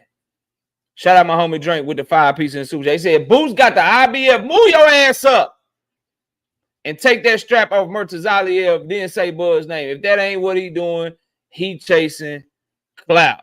Look, man, I agree with him moving up. And if he can get that belt, you fucking right. Do that shit. Do that shit. But drink. Oh, drink. Drink more water. So if Boots want Bud, then Boots need to move up, put himself in position, and show he really want that nigga. Show he really want Bud Crawford by moving up and getting something that Bud want.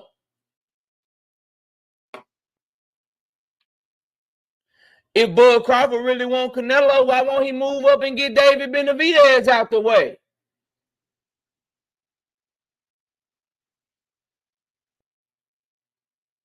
Why don't he really move up first and prove that he wants to fight by doing something at 168 first? Let me guess, you believe Bud really want Canelo though, huh?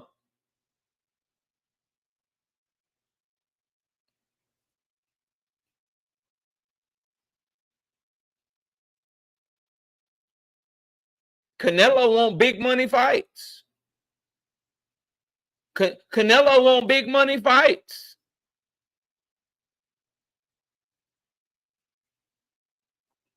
Make yourself easy to pick by knocking somebody the fuck off. Interesting.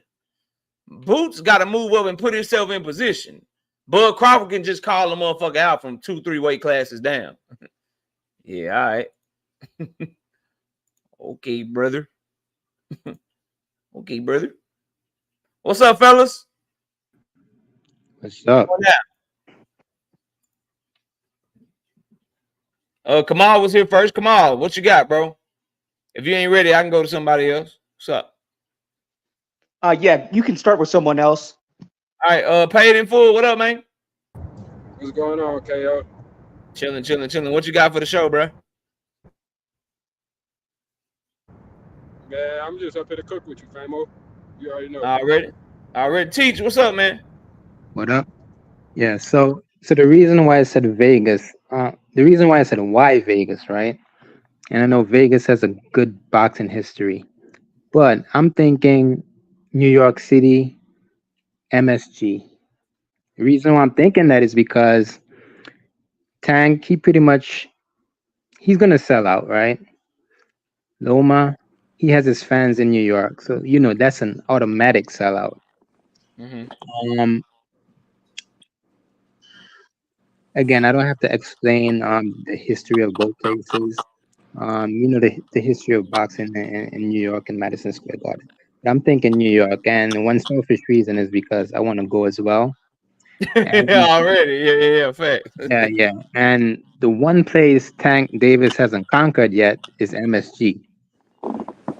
What do you think about that one? Also, that's one question for you. The other question is, so what do you think about Boots now? Because I think he could become the face of boxing.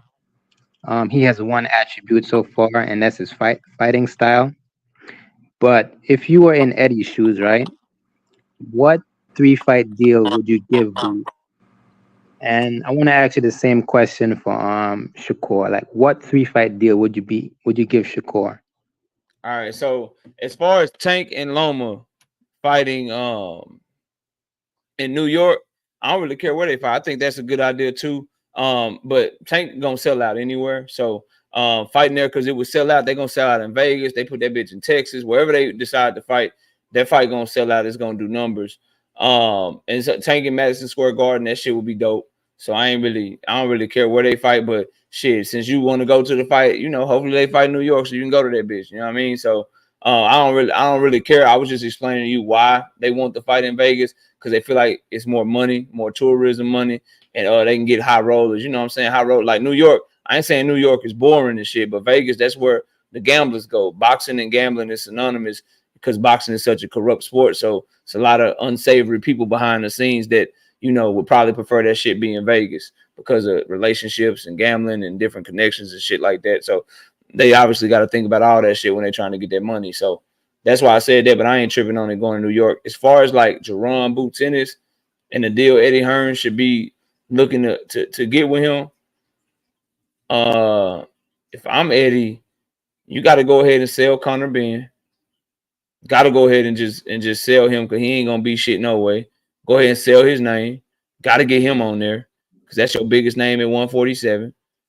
Then I'm making the zone because Golden Boy, they fighting on Thursdays and shit. Oscar ain't really got no fucking he ain't got no company. He ain't really got shit going for him. I'm making the zone force fucking Oscar's hand, and you gonna give Boots at least either Ryan or Virgil. You're gonna give him one of them. You're gonna give him one of them. You get the zone involved. Look, this is a dude that's the face of boxing. This is a dude that's more disciplined and more talented than all these guys. Y'all make Oscar play ball. Let's make this fight on the zone. It's an in-house network fight for y'all. Make this motherfucker play ball so we can get one of these names. And you make them have to give you a name. It's either gonna be Virgil or it's gonna be Ryan. Which one you want to sell? And then after that, the third fight, I can't really think of nobody else, but I need, if I'm Eddie and them, the zone, we've been loyal to y'all. Matchroom has done a way better job globally and in America than Golden Boy has done for your company. We bought in more fighters. We bought in more money. I got Boots in this. I got Jalil Hackett. I got Montana Love over here. I've done way more for you than what Oscar De La Hoya has done for you. And I continue to do so. He ain't got no footprint in UK. I'm selling all that shit as the better promoter under the network. And I'm saying, y'all got to make him give me one of them fighters for Jaron. Somebody need to fight Boots. And it got to be one of them two. And then after that, that can hopefully build his name up because he's not going to be the face of boxing, Teach, fighting the guys that they got him fighting, bro. As far as Shakur Stevenson, that 3-fight deal, shit. You gotta have Zepeda. Gotta have fucking Zepeda. And really, other than that, they ain't really got shit for him unless he gonna go up to 140. Then we can start talking about Liam Perot. They still got Subriel Matias under contract. They need Shakur Stevenson in there with fighters if they gonna sign him. That's gonna make the fight fun. That's gonna make him have to be in the entertaining fight. He don't need to be fighting all these boxers and shit. He don't need to be fighting all these boring ass motherfuckers. He need to be fighting the best that they have to offer. So if he goes over there to the zone, if I'm Shakur, since he's his own promoter, I wouldn't even try to fuck with Matchroom and Golden Boy. I would try to fuck with the zone and just the network with my promotional company, so that way I can try to get fighters from both of them. Because Eddie really ain't got nobody at 135. Eddie ain't really got shit at 135. The dude at 135 is an Oscar De La Hoya fighter. But if you Shakur, you don't want to sign to that motherfucker. Y'all see how he did Rashidi Ellis and all the other fighters that he had that look and come from the culture Shakur come from. So you got to probably do that shit on a fight-by-fight basis, bro. Yeah, if we being real. So I would want to see Shakur get Williams Zepeda. I want to see him get a couple of the names at 140, like a Perot or fucking Matias or something. Yeah, I feel because he got to fight. You got to put him in there. If you Eddie Hearn, you trying to turn a profit. You got to push the core in there with somebody that's going to bring that fight out of him, bro. Yeah, I feel that's the play with Eddie. He's gonna want those guys to go up and down in different weight classes, whether it may be Boots or Shakur. Dalton Smith is a good fighter, 93 octane, but Dalton Smith is not somebody I want to see fight Shakur Stevenson. Dalton Smith is a counterpuncher by nature. He got a good jab, but he likes to fight off his back foot. He likes to use his boxing skills. You put him and Shakur in the ring together, that shit gonna be a snooze fest, bro. Shakur needs pressure fighters. If he really like that, you know what I mean? If you worried that he gonna succumb to the pressure and he ain't skilled like that and he ain't really special like that, then you don't put him in there. But Dalton Smith, number one, I don't think he tested like that. But number two, more importantly, his style and Shakur style, I don't know if that's necessarily going to be a good stylistic matchup for the fans. And Shakur needs fun fights, bro. And if he don't have a fun style, you need to put him in a style in there with a style that's going to have no choice but to be a fun fight for him. Matty Yoel with the 10-piece in the super chat. Appreciate you, Matty. Salute to you. He didn't even say nothing. He just showing support. I'm gonna pass it around, but I'll end it with this.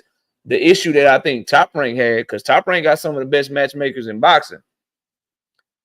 They may not have believed that Shakur could handle a style like Zepeda, and so they didn't put him in there with that shit. I don't know. I'm just speculating, but you know Eddie Hearn, he'll put you in there with whoever the fuck you want to fight. So he need to go get that Zepeda fight. If he's not getting Tank or Loma, Zepeda's the next best thing for him. Blunt Sports, what's up, man? What's good with you, brother? Chilling, man. Chilling, man. What you got for the show, fam? I ain't got a whole lot, man. I just wanted to come up here, man, hit the panel, man. I ain't never hit your panel before, man, and I just wanted to show my appreciation to you, man. I appreciate you a lot, G. Man, appreciate it, bro. Yeah, you know you're welcome to chop it up. Time in whenever you want to. Come on, what's up? Hey, yo, what's up? So I found out what I'm going to talk about. Canelo Alvarez is the most eternally privileged boxer of my lifetime. Now, most people are misunderstood because they don't really know how Canelo has been operating since he came to America. Give you a brief history lesson. When he got to 154, the WBC allowed him to fight unranked welterweights, Matthew Hatton and Ryan Rhodes, for title defenses and for vacant title at 154 for the WBC championship. That was under Mauricio's father. They had Vanes Martirosyan, who was supposed to be his mandatory, fight dangerous eliminator after eliminator, but they never mandated Vanes to fight Canelo Alvarez. And Golden Boy eventually dispatched away with Vanes in terms of the mandatory by sending Erislandy Lara over there to fight Vanes Martirosyan at HBO, and that's how they got rid of that. So this guy has been extremely privileged since he came to the game. He has consistently avoided fighting the guys at the top of their game. When he finally fought Bumlovkin, he only did so after Danny Jacobs exposed Bumlovkin as the emperor with no clothes when he was robbed in that fight. Okay, Doug Sergey Deverenchenko, I thought that the IBF was going to strip him. Actually, that's what one of the corporate media's reporters said, that he was going to be stripped for ducking William Skull. I guess that's no longer going to happen. I don't know what's up with that because the IBF doesn't allow step-aside money. So, you know, more of the same from Canelo. He ducked David Morrell Jr., WBA, Gilberto Mendoza immediately named Berlanga's bum ass to be the mandatory, but never mandated Morrell to fight him. And he's ducking Benavidez. And if he should be stripped of all of his belts if he fights Chris Eubank Jr. He's not ranked in the top 15. Landing the plane. Already. Shout out to not me with the 5-piece in the super chat. Say, not gonna lie, I'm a little disappointed that Virgil Ortiz re-signed the Golden Boy. PBC has Ramos, Tim Tszyu, Fundora, and Lubin. Oscar must have taken out a loan to keep him on the roster. I think Virgil Ortiz is gonna be happy continuing to build his name up, knocking people out, and then he's gonna try to make those fights when he's a bigger name, so he can get more. He can get even more money. But I agree with you. All the smoke at 154 is over there. And here's the thing, though, you can't really be too mad because Virgil Ortiz would have been fighting Tim Tszyu, so it's already proven that he can get fights anyway from over there because he would have already been fighting Tim Tszyu, not me. If Tim Tszyu I wasn't fucked up from the Fundora fight, so. If they can work together and do a Virgil Ortiz Tim Tszyu fight, they can work together on some Ramos shit. They can work together on some Fundora shit. Lubin work his name up and become a champion. They can work together on some Lubin shit. So they have showed, and this is what I fuck with Virgil. Like Golden Boy has showed that they'll match him up tough. You know, coming up, he fighting Maurice Hooker. They put him in there with Mean Machine and shit, who gave Terence Crawford a pretty good fight. They was willing to put him in there with Tim Tszyu. So I think they'll still make fights for him. They've done well by him. They made Virgil Ortiz a big name. He hasn't become champion yet. But he's really they've been doing well with him. So I'm not too mad with him signing at Top Rank because he is still 26, 27-year-old. Now, if they don't make anything good for him, if they don't make anything good with him in this contract, then he should look to leave. But they just made the Tim Tszyu fight, and he's fighting Serhej Bohacek, bro. Like He fighting dogs. So as long as he fighting dogs, I don't really give a fuck, bro. Where he at? To be real with you, it's a misconception because I talk about the business of boxing, because I talk about political divides and fucking size of the streets and shit, bro, that I care where a motherfucker go. But if you ever hear me talking, you really listen to me, I always try to encourage motherfuckers to go where I can get the fucking fights I want, bro. And Virgil Ortiz is giving me a fight I want to fucking see, so I don't care where he at. And before that, he was gonna give me another fight I want to see. And Tim Tszyu, Serhai Bohacek, and Virgil Ortiz, fight of the year candidate.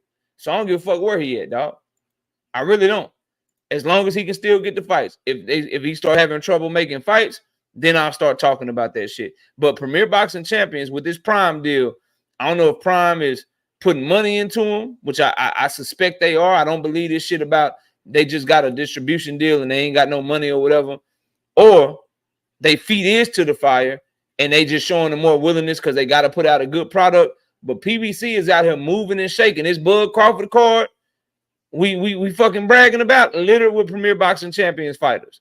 Canelo and Jaime Munguia, the Zone and Premier Boxing Champions coming together. Golden Boy and Premier Boxing Champions coming together. They sent Cool Boy over the top rank to fight Monster anyway. They were the reason we got the third Deontay Wilder and fucking Tyson Fury fight. They made Tank Davis and Ryan Garcia. They're making Tank Davis and Vasily Lomachenko right the fuck now. So I think Virgil can get fights from over there with Premier Boxing Champion fighters if the money makes sense just fine. So I ain't got no problem with him staying with Golden Boy right now, to be honest with you, bro. Shout out to my bro, Not Me, back in the super chat with the 2-piece. I agree with the horse race bookie on Canelo. Who's the horse race bookie, bro? Come on. Oh, he caught on the horse race. You be doing the horse races and shit? I guess he do. I don't know. Maybe he's busy. JD, what up? No, I don't do horse racing. I don't know what the fuck that comment was. Let the beautiful Key go first. I'll go after her. Hey, Alexandra, what's up? Oh, hey, thank you, JD. Okay, two things real quick. First of all, salute KO, salute to the beautiful salute to the beautiful Mrs. KO, the esteemed panel. Shout out to the chat. I hope you guys are having a good day. So here's my thing. Two things. I don't know if you touched on this. I'm getting in late. Number one, I'm kind of looking at I've been looking at Mauricio Suleiman kind of crazy lately. Today he issued a statement, or the WBC issued a statement that I just read, saying that they're going to give David Benavidez a week to make up his mind on where he's going to campaign at.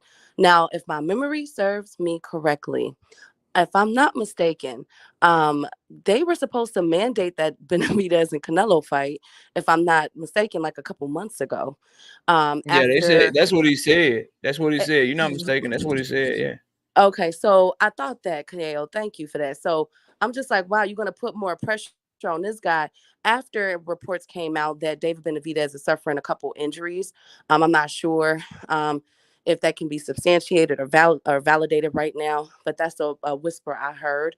And then all of a sudden you're giving him an extra week to determine what he's going to do, but you still haven't did what you said that you were going to do a couple months ago. And it's also going to be almost 7 days for the Foster ruling. Mauricio Suleiman came out and said that him and a panel was going to review the Conceição and Foster fight, because so many people made such a big deal, rightfully so, about that fight, about it being a robbery. So I got my eye, and I will be writing Mauricio Suleiman trolling a little bit on my social media, because I don't agree with those two things that he's doing. And my third thing that I came up here for is, so Oscar De La Hoya comes out and says that he was going to have a conversation with Shakur Stevenson. So then he doubles down today, and he just made a statement, and Shakur Stevenson shared it. And Oscar says that they had a conversation, him and Shakur, he met with Shakur reps, and Shakur is not getting a Williams to pay to fight unless he signs with Golden Boy. Here's my problem with that. Number one, Devin Haney didn't have to sign with Golden Boy. That's number one. Number two, y'all been clout chasing Shakur Stevenson's name for a minute now.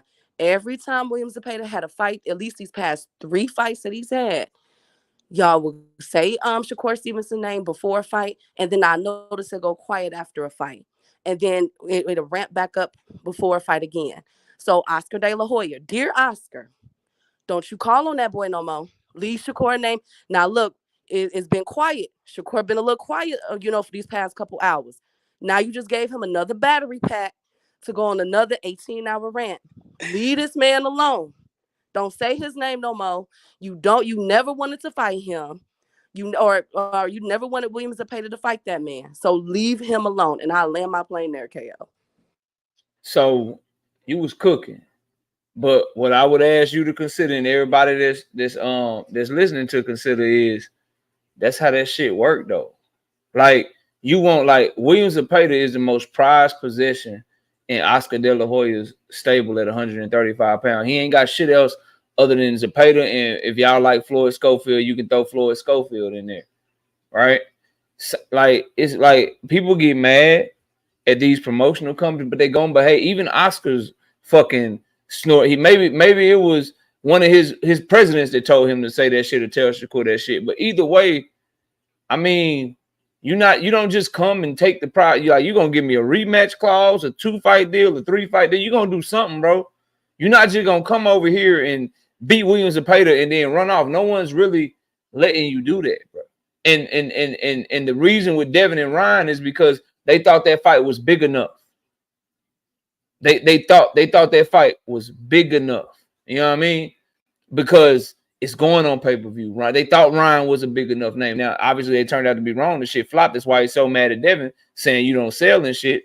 But y'all got to understand, it's coming off of that. So I had this big-ass fight that I thought was big. I put all this money into it. I invested into it. The motherfucker flops. Now I got this other dude that's another risky fight for my fucking fighter, Williams Zepeda. And I'm going to let him just come do one fight like Devin did when I just fucked up the bag. Nah, bro, I need you to get busy. I need you to do business with me. Bob Arum is no different. Shakur has no shot getting a Loma fight. None. He will never fight Loma being a free agent. You're going to have to take your ass over there to Top Rank. He's not getting a one-fight deal with the PBC to fight Tank Davis. No. It's going to be a rematch clause. They may make you sign to fight Pitbull first and then Tank, or fight Frank first and then Tank, with Tank having a one-way rematch clause. These companies not finna just, like, Shakur's not a name, y'all. He's like the 1.1 million views, that's good on ESPN. But the fact of the matter is, the man he sells out in his home arena and nowhere else. He's fighting on free TV. He's not driving any real business in terms of revenue. You're not going to get a one-fight deal, bro. Even Canelo Alvarez, call him Canelo Alvarez, whatever. Even that motherfucker don't get one-fight deals. Him, he don't get one-fight deals. When he go over there, they want you for 2 or 3 fights. And that's him. So if you Shakur Stevenson, you for damn sure about to sign up for at least more than one fight if you want to fight my prized possession. So I'm not even really mad. And I kind of disagree with the notion that Oscar's supposed to just offer up motherfucking Williams Zepeda for a one-fight deal for a fighter who ain't nowhere near the level of fucking Canelo Alvarez. Hell, PBC wanted Bud Crawford, who's a much bigger name than Shakur Stevenson. They wanted him for multiple fights. They were like, yo, we got this Jermell Charlo. We got Erickson Lubin for you. What's up? He was like, nah, I'm good. I'm going to go do my own thing. So the point I'm making, and then I'm going to go to, I got JD. He wanted to go next. The point I'm making to everyone is to just consider that these companies got to behave in their best interest. In the way that Shakur, and Shakur fans not going to like this. Blunt Sports will keep it real, but a lot of them not going to like this. Shakur Stevenson needs to be trying to sign a 2-3 fight deal. He's not a name to be on some, man, I'm just coming over here for one fight, nigga, then I'm going over there for one fight, then I'm going over there for another one fight, bro. You need to decide what you want, because you called out everybody. You said you want these top-ranked motherfuckers and Teofimo and motherfucking Loma. You said you want these PBC motherfuckers and Pitbull and Tank Davis. You said you want these Golden Boy motherfuckers and Ryan Garcia and fucking Williams Zepeda. So decide what you really want and see if you can get a deal over there to get them types of fights that you want. That's what he got to do. He ain't a big enough name, y'all, to be getting just one fight. You right, Can bro. I say? It's not gonna happen for him, bro. It's not Well, gonna happen at all for him. You right. I was gonna say, oh my bad, I don't want to cut in. Let me go to JD, then I'll come to you, paid in full. Go ahead, JD. What's up? What's popping? My fault. I was Chilling. eating a brownie, enjoying the cooking shit. That called me off You guard. good? You good? What you got for the show? Man, salute to the chat, salute to the panel, Teach, Key, Kamal, KO, paid in full, and the brother over there on the right. I don't know his name. I just see his avatar. But salute to y'all. Blunt sports. That's blunt. That's blunt sports, Oh, bro. what up, Blunt? Salute, Yeah, Blunt. that's blunt sports, bro. Yeah. I ain't never know it was you. My fault. Go ahead, bro. What you got for the show, man? Cook. What's up? I'm gonna pick up where I left off, nigga. Shakur ain't got no fucking fans, nigga.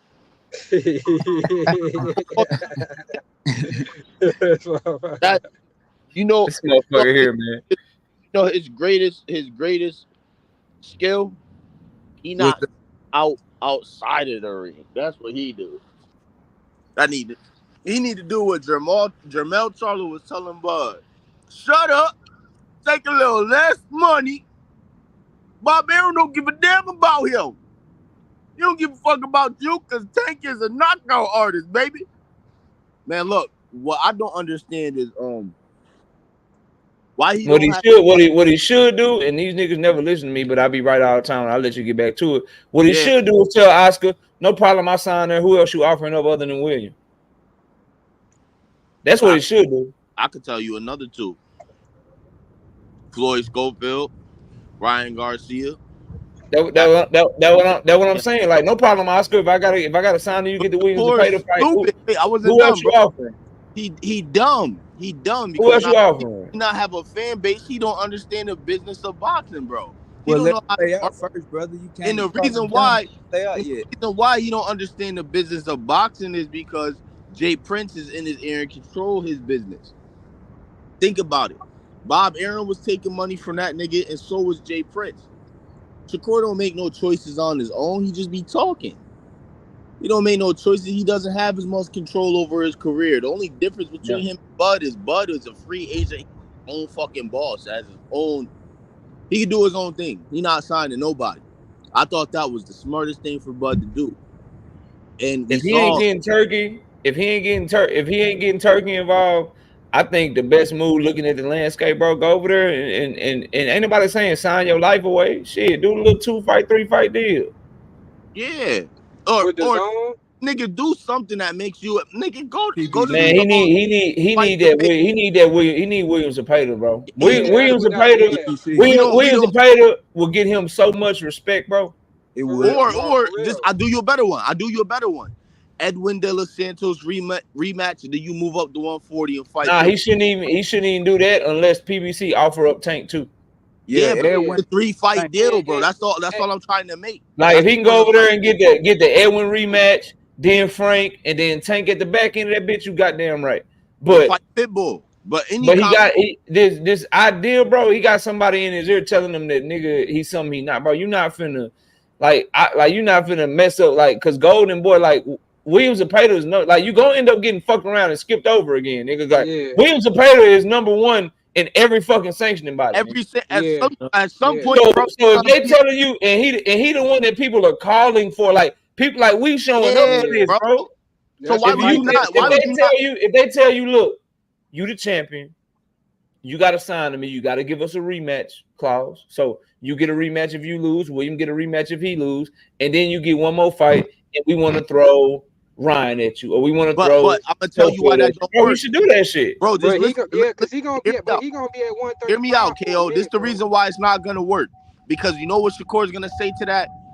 Y'all niggas, y'all not paying me enough for no shit like that. I'm worth more than that.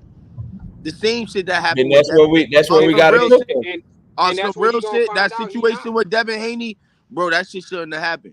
Even if he was offering that shit. Now that I think about it in retrospect, if he felt he could have beat Devin, he should have took whatever money he was throwing at him just to become that name, and then force a fight between him and Tank and Lomachenko, bro. Because it happened anyway. That's what I was saying before. He don't have fans because, one, he not a fan of how you fight, and you telling us, fuck the fans, you don't care what we think. So then we not while while caring deeply about what a That's motherfucker the thinks. most That stupidest shit shit. crazy. That's I the don't give a most fuck what stupidest y'all shit. think. Nigga, I'm finna fire off 337,000 tweets in 2 Hey, he days. really Yo, crashing 4 out days too. about Kim and Mason is wild as fuck. Them niggas don't give a Hey, fuck bro, that about shit you, crazy. bro. Hey, he Let don't. me do this, y'all. Let me go back to Key because Key had a different perspective than what I was saying. I want to give her a chance to respond. Key, go ahead and cook on that on kind of that different perspective. Did I change your mind at all? Are you still where No, you at? well, What you I think? know because I get what you're saying, and I thought about that, right? But here's my thing. Here's my thing, KO. This is Oscar De La Hoya, in my opinion, and I know it's all about the business.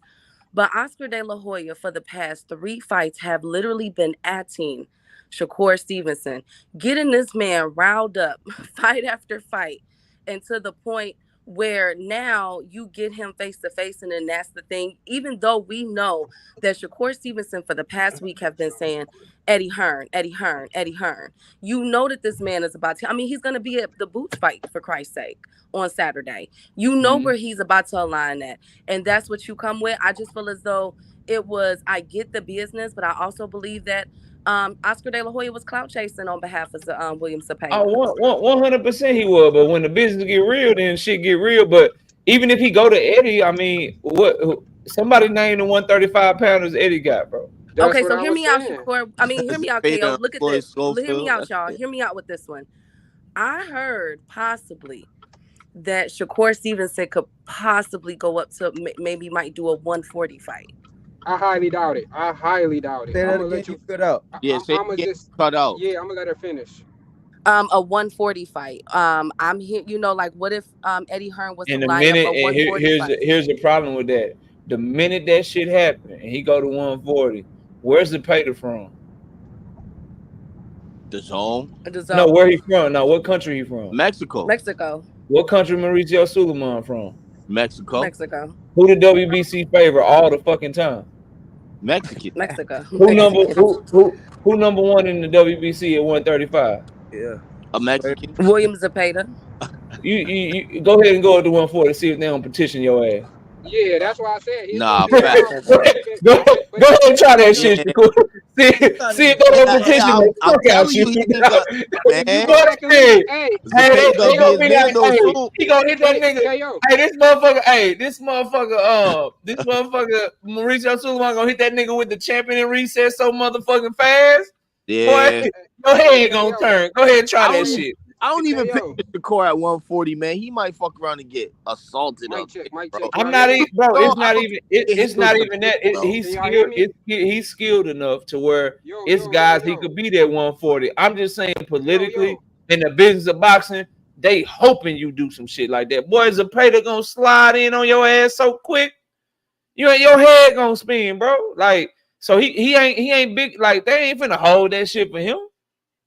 Zepeda gonna petition the moment they even announce they in negotiations. Them motherfuckers send a letter to Mauricio immediately say, bro, this motherfucker trying to keep me from my title opportunity. We want a petition for him to either fight us or he gonna have to get stripped, or y'all need to put him in recess because we can't hold up Williams Zepeda's career. So, I mean, that shit in a perfect world, that shit would be cool. And then even Eddie said when he was doing the Boots press conference and shit today, Eddie Hearn even said, like, yeah, I mean, shit, I would like to see him fight Zepeda. So even Eddie is pushing Shakur like towards Zepeda, like, yo, that's an in-house fight for the zone. We would love that fight. Shakur versus motherfucking William Zepeda. So Oscar know that that's the fight for him, that he got options. I'm like, don't get me wrong, but real talk, in the grand scheme of things, that's the best possible option for him right now. Yeah. Like he Hey, Facts. can't brother. go, like you can't, like you know. But I, So top rank fucking gone. Because after all the shit you said about them, boy, you care so much about what people think. You know how bad you're gonna look if you go back to them. So they out the door. Hey, but They KO, out I the door. gotta talk to you about But where something, do bro. you, hey, where and do They here's you the out guys the thing. door. see? Where do I you got guys And you know? TBC, they might not even be looking to sign no more fighters right now. but KO, But I where, gotta so, talk to you Hey, about but this. this the thing though. He gonna I be gotta at talk to you. 135 for a minute. Because if we go back and look at that Najee interview, he said that he don't have no plans as of right now to go up to 140. But KO, let me unless talk it's to the you. right fight. Let me talk to you real quick about this shit, man, because it's some shit that bothered me with that fight, man. Shakur Which one? over there was Shakur and Artem Hartunian, right? Okay. He was in the every single round after the third round, he's making it visibly known to the corner in the camera, looking at the camera. I'm gonna knock this nigga out. He can't last. He's just in there to survive. And then Mm-hmm. the shit that really, really, really was like a red flag to me. He started arguing with his grandfather, bro.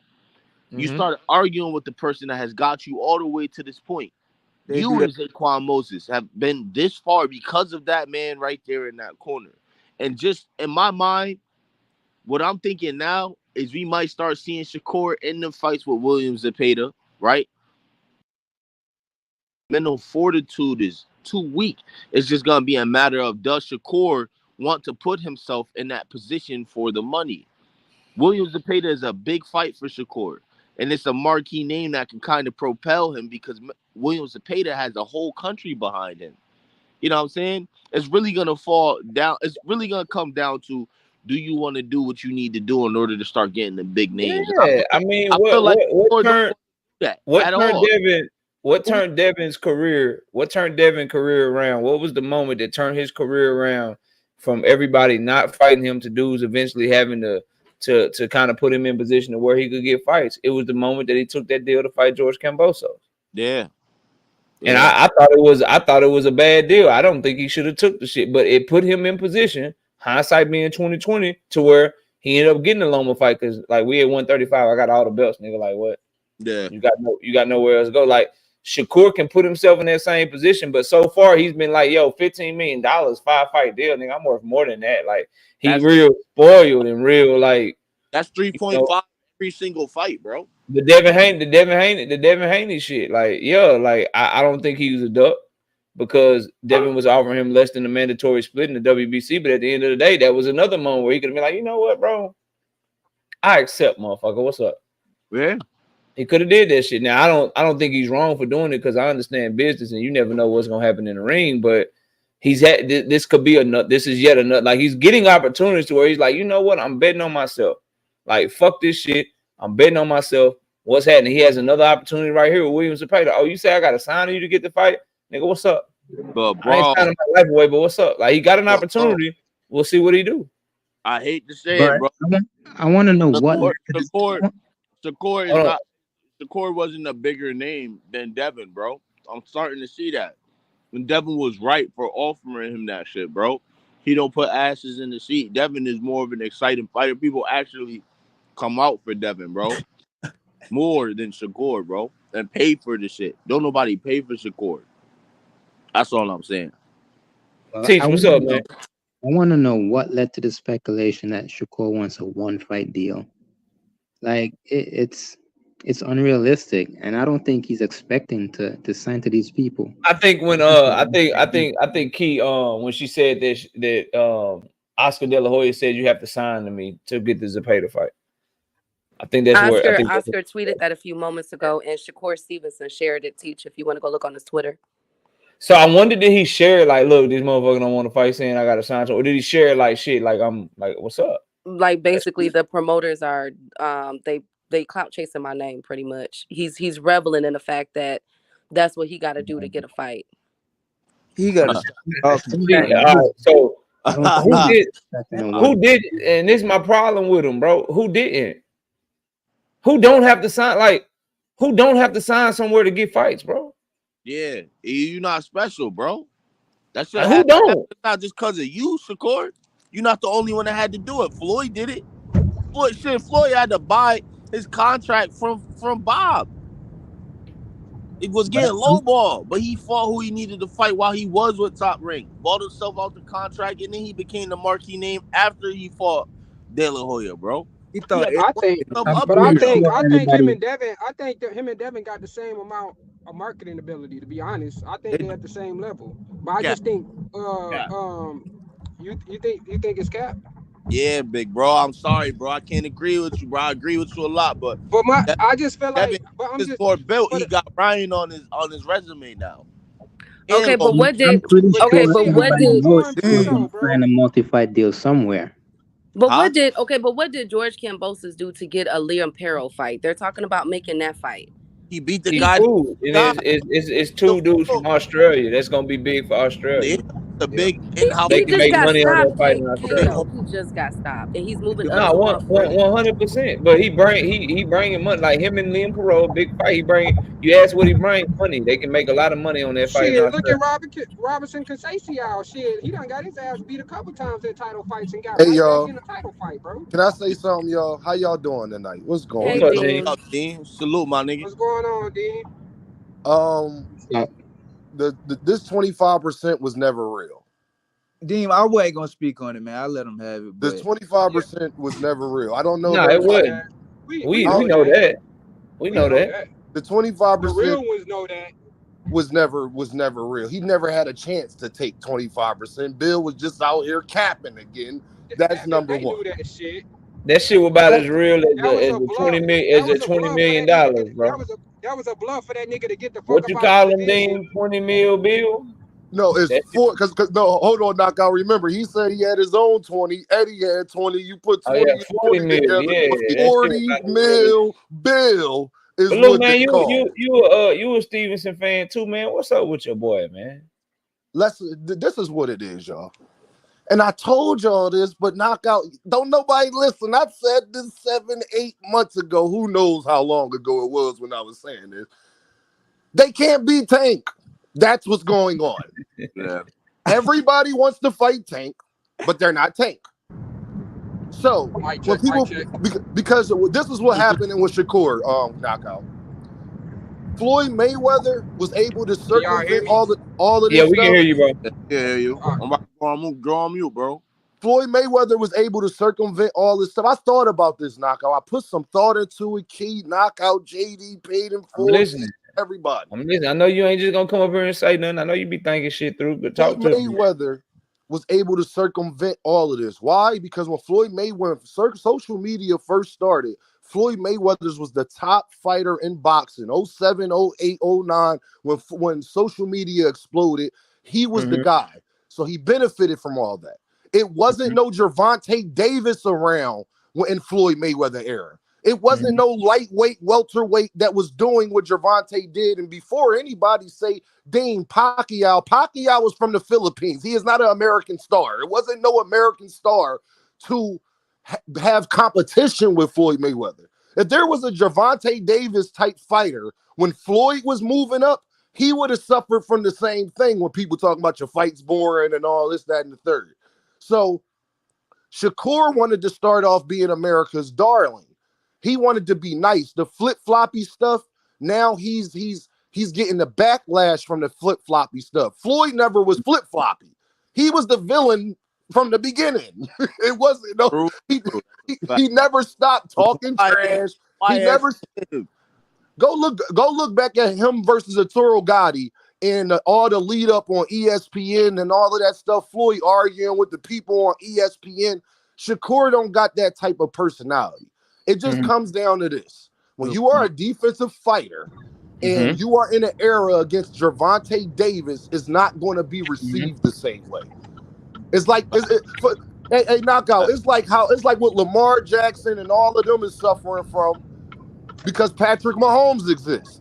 If Patrick Mahomes didn't exist, we would love Joe Burrow and the Lamars and everybody. The problem is Patrick Mahomes do And it. Dak Prescott and everybody. I don't know about Tank, that. I think Tank set the bar. I think Tank There's set no the bar such thing so as two high. Michael Jordans, bro. It's always Michael and then it's Kobe, nigga. Ain't no two Michael Jordan. It's always Michael and AI, nigga. It can't be both. It can't be both. I feel like Tank set the bar so high that people expect Shakur to do exactly what he was doing, but I don't think that. But hold Yo, on. I don't think it's the that, bro. bar is And so high they can't let me believe say it. let me say this, and then I'm gonna pass it. I'm gonna pass the YSM, bro. Let me I was say trying this. to finish. Y'all go ahead. No, you go ahead, bro. I thought you was done. Go ahead. Finish what you was saying. No. What I was saying was, no. Everybody try to look at that.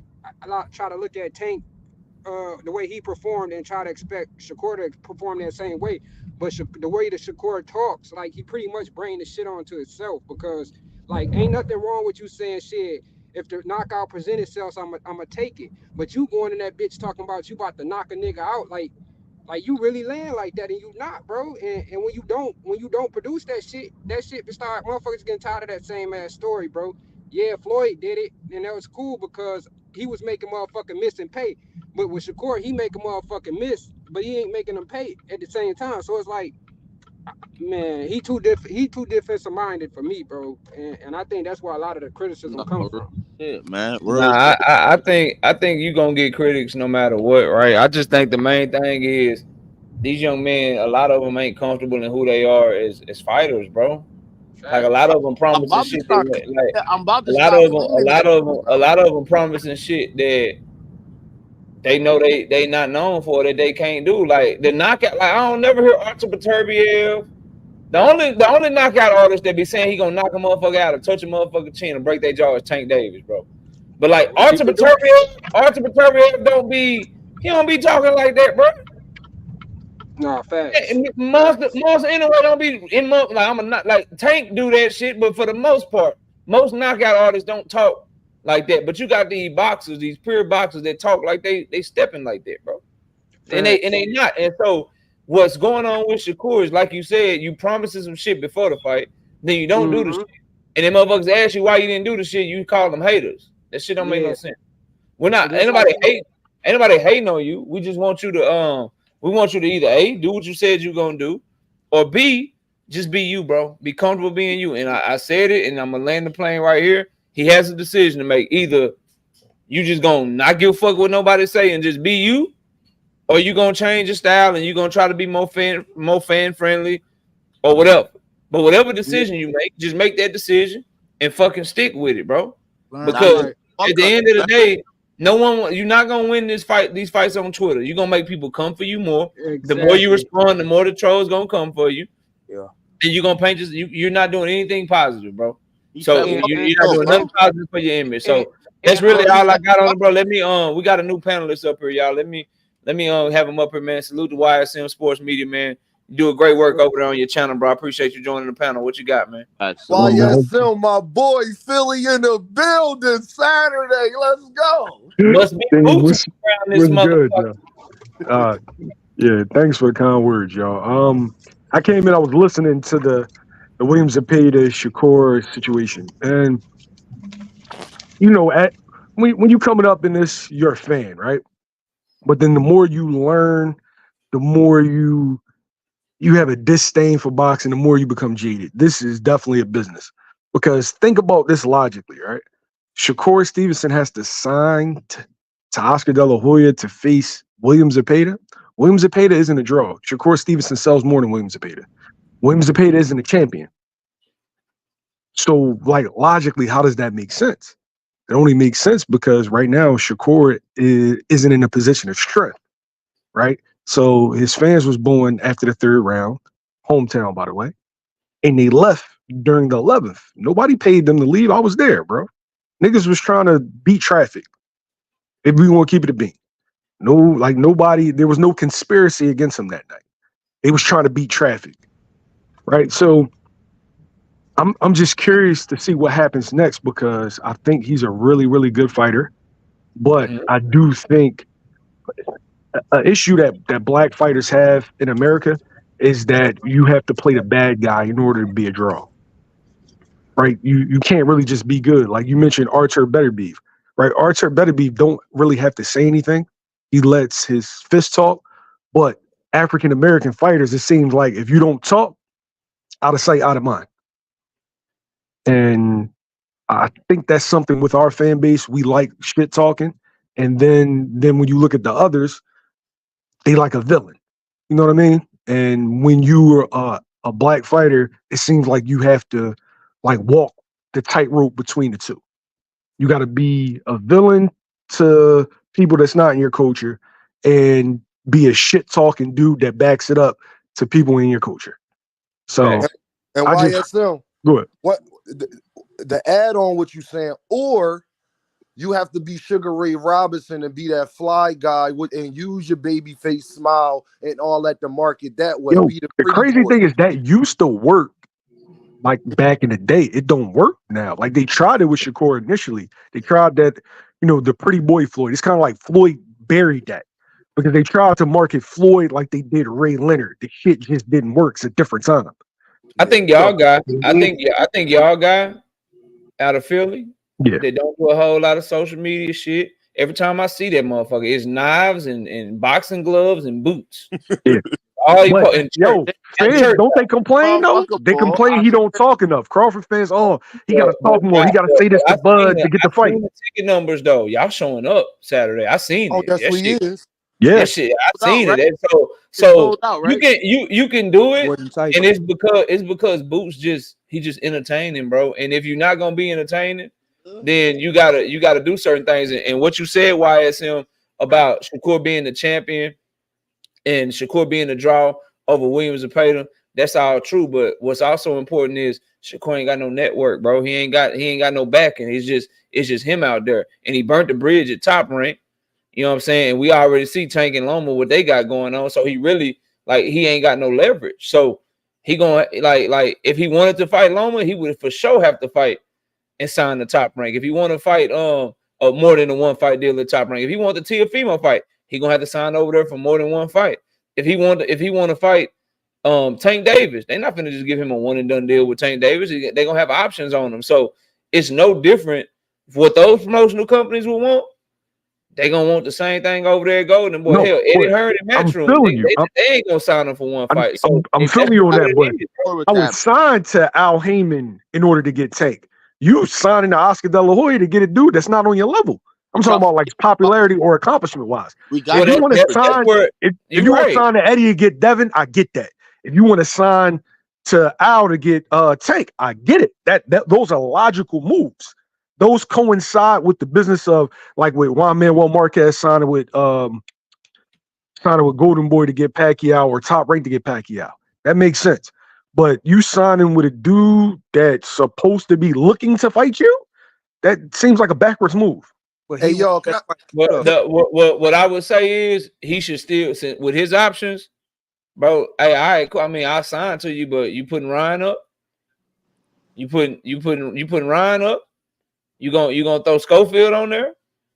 Yeah, I need you to throw somebody else on there. You want to sign me for more than one fight? It ain't gonna be just for Williams to pay the else you got. It's time to dial 911 Al Heyman, bro. No, you're not, YS. That boy say 911. I'm gonna tell y'all why I'm glad YSM said that. Because the difference is, and we keep ignoring this part. Floyd became a real star after that Arturo Gotti fight. You have to beat the guy. So Shakur don't want to accept. Shakur want to beat a guy before he beat the guy. He want to go back in reverse. Shakur, there is nothing you can do about this. Gervonta Davis is the guy. If you want that spot to be that dude, you got to do what you got to do, except you are the B-side, except that you are not the most popular black American fighter. You got to go beat Tank. Whatever you got to do to get that fight, that's what you need to do. Because I promise you this, y'all. If he would have went to PBC and get guaranteed a Gervonta Davis fight and rematch De Los Santos, fight Frank Martin, and get Gervonta Davis, all of this goes away. Right. If you get in that ring with Gervonta Davis, all of this goes away. I agree. I don't know if they offering him though. That's all. Like I don't know if he even try, but he should definitely try. He should try to see what everybody got to offer him, bro. I agree. But guess what, Knockout? We can't give him that excuse. You know why, Knockout? Because Gervonta said, because Gervonta said, I want to fight Shakur next. When you hear that, Shakur, think about this, Knockout. Gervonta just said that. You just became a free agent. Oh yeah, Tank. What Knockout? If me and you, Shakur, what we doing, Knockout? I got you. I'm going to see what you're talking about. I'm going to see what you're talking. I got you. Let me catch super chat. I don't disagree with you, bro. Shout out Big Dog Willie with the 5-piece in super chat. As a Shakur ambassador, I agree with you that Shakur complain and cry too much. Devin Haney is the biggest baby in boxing. Tank is a prima donna. I mean, you can't call nobody a prima donna when they do what they say they gonna do. You know what I mean? Shout out to Not Me with the 5-piece in the super chat. Say they are called stereotypes. If you're a Mexican, you're supposed to be a humble warrior. If you're black, you have to flap at the mouth. That's weird. I feel you, bro. I understand what you're saying. I don't disagree. Y'all got it, bro. Nah, I just feel like, you know what I mean? We can't sit here and like, there's a lot of Shakur fans besides niggas like Teach, you know? Like, and other people, and even Dean, you know what I mean? And people like me, KO, Paid in Full, Key, and even YSM, everybody on this panel. I like Shakur, bro. Shakur, I just want to see him get a fight. Shakur in his mind thinks that we hate him, and he's vocalized it.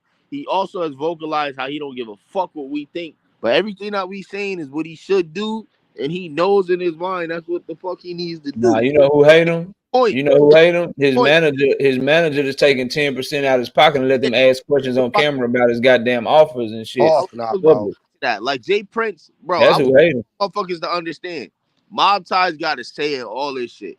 Shakur can't just do shit he want to do by himself. Like, the worst thing he could have done is have a management team like that. Not to say Jay Prince is bad for Shakur's career, but it's just another hurdle when it comes to negotiating with a different network now. Because now you have to establish a new relationship, and some of these networks are different. They don't need a management. If you taking money out of my check, you loyal to me, not some damn promotional company. And Jay Prince is loyal to Top Rank, bro. It is what it is. Like, ain't no way you taking 10% out of my motherfucking purse. Knockout. You see how they carry it with me. Knockout. A lot of these dudes are taking more than 10%, brother.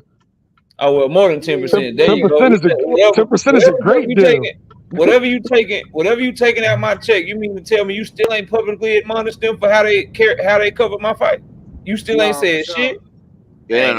You taking money out of my pocket, nigga? Please. His loyalty is to Bob, bro. His loyalty is to Bob, bro. So it ain't shit. It's the people taking money from you and not doing their job that hate your homeboy. Not somebody like me that's telling you be yourself and stop worrying about what the fuck I say.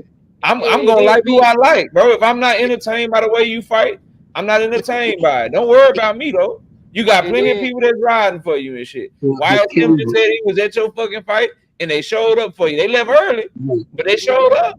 Man, why ain't telling you stop doing the shit that you doing? Saying motherfuckers to pay somebody for motherfuckers walking out, bro. That's hustling backwards as hell, bro.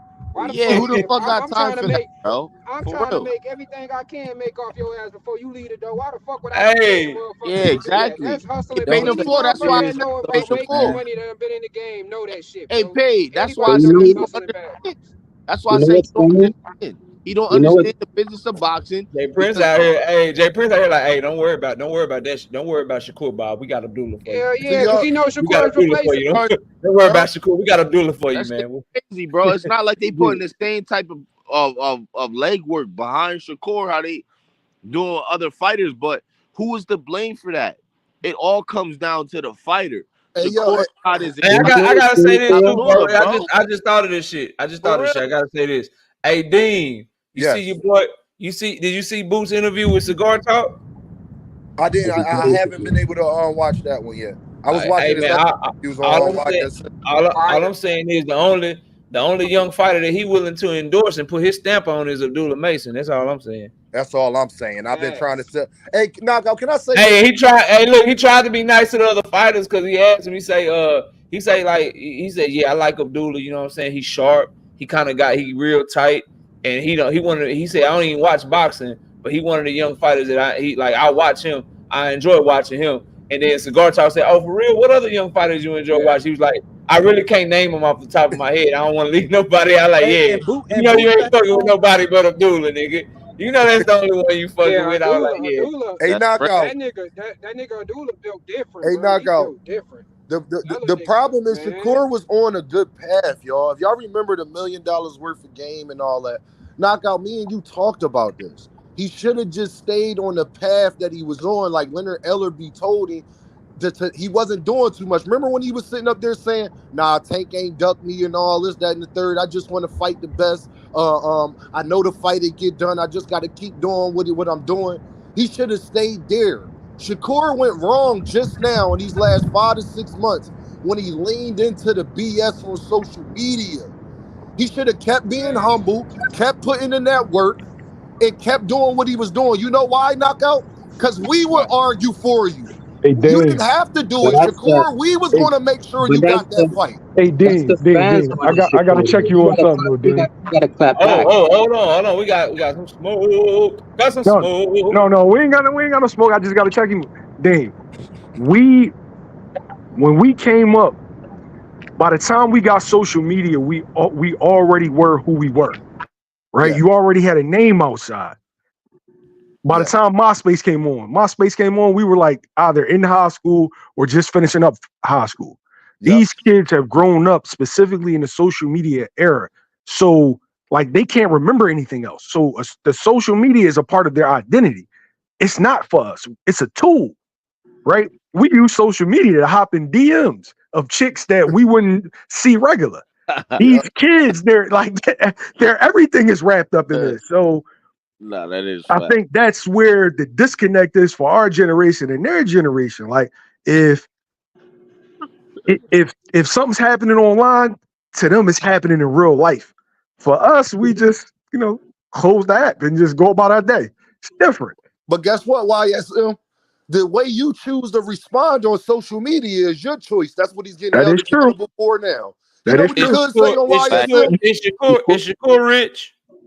Yeah, Yes, he he rich. is. He should be. He better be. Can, I don't know. can, Jay Prince can is you afford? manager. Can you afford to have a motherfucker look at that shit and screen that shit for him? Absolutely. Yeah, nigga.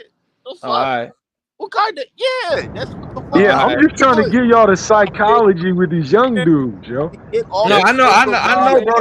They highly sensitive, dog. I got a 20-year-old daughter, a 15-year-old son. I understand, Nah, bro. yeah, hell, That you Like, nigga, hurt, bro. I so didn't he done even that crashed out old, so bro. much. He even starting to go into crash nah, I out ain't early. old, nigga. I just started young. Feel me? There But you Yeah, go. knock out, tell him, knock out. I have a but question. Whenever Hey, y'all all get right. a Theo. Before chance. you ask your question, Keith, let me say this. So, but for Shakur Stevenson, some media like all like I don't know what he spent his money on. I'm not saying I'm not following into no stereotypes. I'm just saying somebody, if he could hear this, and I know they be listening to our streams and all this shit. If you can get an interview with somebody, come across them, you don't even have to say I said it, bro. Some media training and somebody to handle like a publicist, bro. Somebody to handle how he moves, how he acts, what he says and shit in the media, bro. It would go a long way towards making him the name that he wants to be, bro. Because it's so many. Like, first of all, first and foremost, you won the fucking fight. What you apologizing for? Fuck Thank you. y'all, I won. Fuck all y'all. I won. I'm the defensive wizard. Tell the motherfucker to hit me better next time. I see y'all next time. Bye. The fuck? Man, he Yeah, even went. hold the He I'm fuck even not up. went going crazy back. I'm not hard. going back and forth with y'all, bro. I won. This dude is crashing out for winning, bro. And this is not the first time. He apologized after Nakathila. He made excuses and apologized after Edwin De Los Santos. And now this shit after this fight with motherfucking Arum. You won all these bitches, bro. But he acting like he What lost. are you doing, bro? If I'm in this fucking, man, look, we won. We finna go party or whatever. If you want to go out to dinner, like, bro, you finna go chill, nigga. Give me your Yep. phone, bro. Fuck And what But then they he talking so about. then And he Theo, crashed out. So I'm he showing him I'm showing him what teachers saying on social media. I'm showing him what Blunt is saying on social media. I'm showing him what his fans is saying, bro. Look, this is what your fans say. Fuck these haters. Look at what your fans say, nigga. We on to the next. What's up?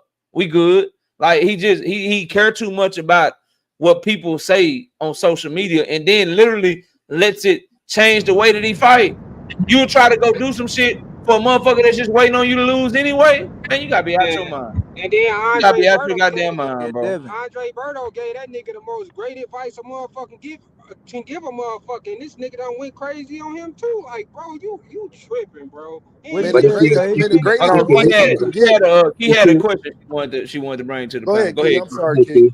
Okay. I'm sorry, guys. Oh, y'all Just can real hear quick. me? What the Yeah, fuck? Yeah, I JD, hear we can you. hear Oh, you. my We fault, can hear my you. fault, my fault. It's salute to Frequent for coming up. So here's my question. So do you Before guys you ask remember? your question, frequent, we not talking about no fucking Devin Haney. Go ahead, Key. He Okay, retired. okay. So do you guys remember? I think it was the Say Cheese interview that Shakur Stevenson did about a month ago, where he said that if he would go to they asked if he would go to PBC and sign a deal to get the Tank fight, and he said, yeah, but they're gonna have me fight like 3 or 4 people. Remember that? before they get the Tank fight. Like they'll have them fight other people first. So here's the thing. This is what I'm nervous about. Now that Shakur has aligned himself with Eddie Hearn and whatever Eddie Hearn has him, you know what I'm saying, lined up for, because we do know that one thing about Eddie, when you come to the table, he's going to put the fighter, you know, names down. He did that with Super Matias. That's the latest one I can recall. 100%. He did it with Montana Love too, when Montana signed over there. But yeah, go ahead. Right. So here's the thing. Like, I'm nervous about this because I feel as though the one thing that we're missing from this whole thing is that we're getting further away from the Tank versus Shakur fight. He had all this energy for the Say Cheese interview saying, I'm not signing with PBC. And they only going to get, you know, I have to fight 2 people before I get to Tank. But yet you just went to Eddie Hearn and guarantee you going to have to fight at least 2 people before you get off of his deal, 2 or more. So I feel as though I got to call Shakur out on that contradictory, the hypocrisy of that. And I feel like we're about to get further away from the Tank versus Shakur fight. I've been trying to tell y'all. But wait, everybody the thing though, he hasn't signed with Eddie. I'll let you get it, YSM. Hold on. So I've been telling y'all every time. Everybody want Tank, bro. Everybody want Tank. Tank ain't shit. I beat Tank ass. Tank can't box with me. Tank is this. Tank is that. Then the moment they get free, niggas got options. Niggas want to go over here. They want to go see what's going on over there. It's been happening forever, man. They know what's up, bro. They try to act like they don't, but they know. Go ahead, YSL. My bad. Yo, the only thing with that is he hasn't signed with Eddie. You taking a meeting and hearing what somebody has to offer is different from actually signing. And he should listen to everybody and see what everybody has to offer. Right now, the landscape is people are starting to work together, and it's kind of centered around Turkey, because when you're willing to overpay, you know, 200, 300% above market value, everybody's gonna be willing to listen. I don't think he gonna be doing that too much longer. That's why his shit going on pay-per-view. He coming to America. He's starting to look to turn a profit. I think when he first splashed down in this bitch YSM, I think you're right. I'm overpaying. I'm disrupting the market. I'm in this bitch. What's up? It's Turkey Island Chic. What's up? I'm the wave. But now as he's getting into this shit, getting into it, he putting shit. He coming to America. They trying to sell a bunch of tickets. He putting on big cars, and he realizing I'm not finna just keep wasting millions and millions of dollars. So I think he's starting to try to turn a profit. But I think you're right. He's still overpaying motherfuckers. But I have to slightly disagree with YSM. I have to slightly disagree though, because when Shakur Stevenson first started talking about this, it was automatically he was putting barriers up with the PBC. But then when he get on Cigar Talk, it's Eddie this and Eddie that. Eddie comes out a week prior to that, uplifting Shakur Stevenson. And I'm not saying that that's a bad thing, but I know 2 + 2 got to equal 4 in this type of equation. So I get what you're saying, YSM, and I respect it. But history tells me when you get to doing all of this and being in cahoots and talking up each other like this, I would be very surprised if Shakur Stevenson went another way. But I get what you're saying, YSM, and yes, they are going to have to work with one another. But I can't help but to scratch my head that he had that much heat for PBC, and now all of a sudden he quiet on it, and he talking about Eddie Hearn. That's all I'm calling out. I don't understand that part. He's a free agent. What is the point of you going to the opposition, which is the Zone or Golden Boy, Golden Girl, when you can just sign directly to the PBC? Because it's a shortcut. If I go over there, I can fight these dudes over here before I get the Tank fight. If I go over there, here's why. If I go over there to build the Tank fight while Tank is fighting Loma, these motherfuckers might want me to fight Edwin again. Shit, I don't know about that one. If I go over there, if I go over there while he fighting Loma, these motherfuckers might want me to fight Frank.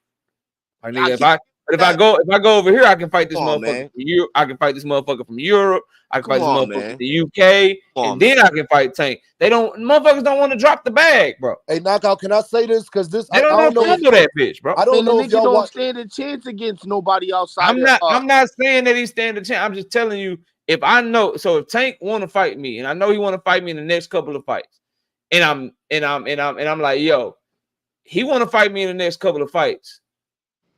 I could fight motherfucking this dude over here don't nobody know, stay fresh, and wait on Tank, or I could fight De Los Santos again and then like Frank Martin or some shit and then fight Tank. and one of them motherfuckers might come up on my ass. Like, so, bro, Did y'all watch Shakur Stevenson on bro, Twitter Spaces that today? shit. He say you Did want to y'all watch fight the his best, interview but on he's Twitter timid, Spaces? bro. He's Hold on, timid. hey JD, hold on. Bro, he's timid, bro. Hold on, Dean. Hold on. 1 second. I got you, bro. I just don't understand it, right? Isn't you fighting Frank Martin a measuring stick? If you say that you're better than Tank and he don't want to fight you, that makes sense for building your name, right? And then on top of that, people say you didn't do enough to win convincingly against Edwin De Los Santos.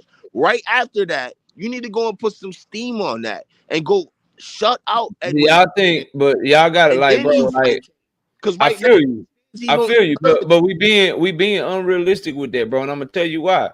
Do you really believe in your heart that somebody who told you, like, yeah, bro, I know I had Artem hurt, but I had to always be cognizant of his power because he had a big ass right hand. You know what I'm saying? Yeah, Nakathila, I felt that shit come past my shoulder and shit, and so I had to be respectful of Nakathila power. Do you think somebody that think like that in the ring, that predicates everything on not getting hit, being defensive, making sure he don't take no risk, you think he don't think like that outside the ring too?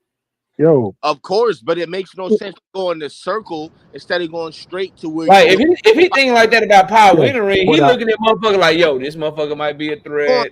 I'm taking all that. So KO, you think that's something he should be doing, though, KO? And I'm You thinking think he about should be doing that? thinking about, bro, this is what I'm thinking about. I'm not thinking about none of that. I'm thinking about what he's saying to me. Yo, I'm the best, and these niggas don't want to fight me. I feel like we're go there. assuming that there is a PVC offer on the table. We don't know that. I don't. And we don't know that it's lucrative. But it's on him. It's on him to tell us. Cause see, when you tweet everything, and this is the disadvantage of it. When you tweet everything and you always talking, you retweeting motherfucking Oscar shit. You know what I'm saying? So you need to be like, yo, I had my people reach out to PBC. They said, no, not right now. We're not interested. Exactly. Then we cooking. Like, you can't leave it up to the imagination when you don't leave shit else up to the imagination. Yo, can I say this, y'all? Because this is important. If y'all did y'all see Shakur on Twitter? He had a Twitter Space interview today. Did y'all see it? Nah, I didn't. Nah, I ain't see that shit. Oh, okay. Okay. Hey, Well, this is Dean. great. Hey, Dean. Yes. I'm over the Twitter shit right now. No, but this was an interview, though, YSM. This was an interview. I know. I can't even. Bro. It's too much. It really don't matter what he said on Twitter, though, bro. I'm keeping it being. I like the kid. Dean, go ahead. Dean, go ahead and close us out, bro. Say whatever you gotta say. Y'all know my time 10:30, so I'm about to go eat dinner and get the fuck off this bitch. But go ahead, Dean. Say whatever you gonna say, bro. Then I'm dipping off, man. But before I do, salute to Miss KO. Salute to everybody in the chat. Salute to everybody that came up here, man. Y'all go check out Dean. Go check out Key Alexandra over there on Upper and on her channel. Go check out YSM. If I got like YSM got some of the best interviews, best content on YouTube. Absolutely. So y'all go check follow out, me bro. on YouTube. Support to everybody, the bro. most hated 203 JD. JD, drop your link in the chat, bro. Y'all support all these content creators that give content and keep the sport moving forward. But Dean, go ahead and say what you got to say. Then I got to dip, bro. Go ahead. Okay. Right, peace, now, I bro. was going to say Shakur Stevenson was on an interview today, and he said that he's not even worried about so much the belts and all that. He worried about the biggest money fights. If that is the case, Shakur, and we are being too nice to Shakur Stevenson, and that's my guy. I told y'all before, when me and Knockout, we talked about this, man. When you become a free agent, I don't want to hear no excuses. Go get the Tank fight. If you want the biggest money fight, that's Tank. Even if you don't get it, just let a nigga know you tried, bro. Yeah, and I was going to finish with that. If you want the biggest money fights, that's Tank. If you want the biggest credibility, that's Tank. Put him in a position to duck you. You know why? Because Tank is on record saying he wants you next. Tank is on record saying that he want to fight you. So it ain't about what everybody else say. If Gervonta Davis makes it known that he wants to fight you and you put yourself in position to fight him, it's going to happen. That's all I got to say. Already. YSM, you got anything else you want to say, bro? No, I want him to do what's best for his career. I want him to get all the fights that we want to see and he wants to get.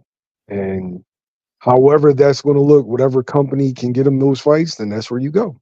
Already. Salute to you, bro. Appreciate you coming up, man. You're always welcome, homie. Appreciate you, bro. All right, later on. All right, man. Salute to everybody. Salute to Miss KO. Salute to the chat. Salute to everybody that came up here. I'll see y'all live Sunday morning, 9 a.m. Until then, channel members, I got I got all your motherfucking predictions right here. I'll be dropping them first thing tomorrow morning. Peace out, y'all. I'm out of here. See y'all soon, man.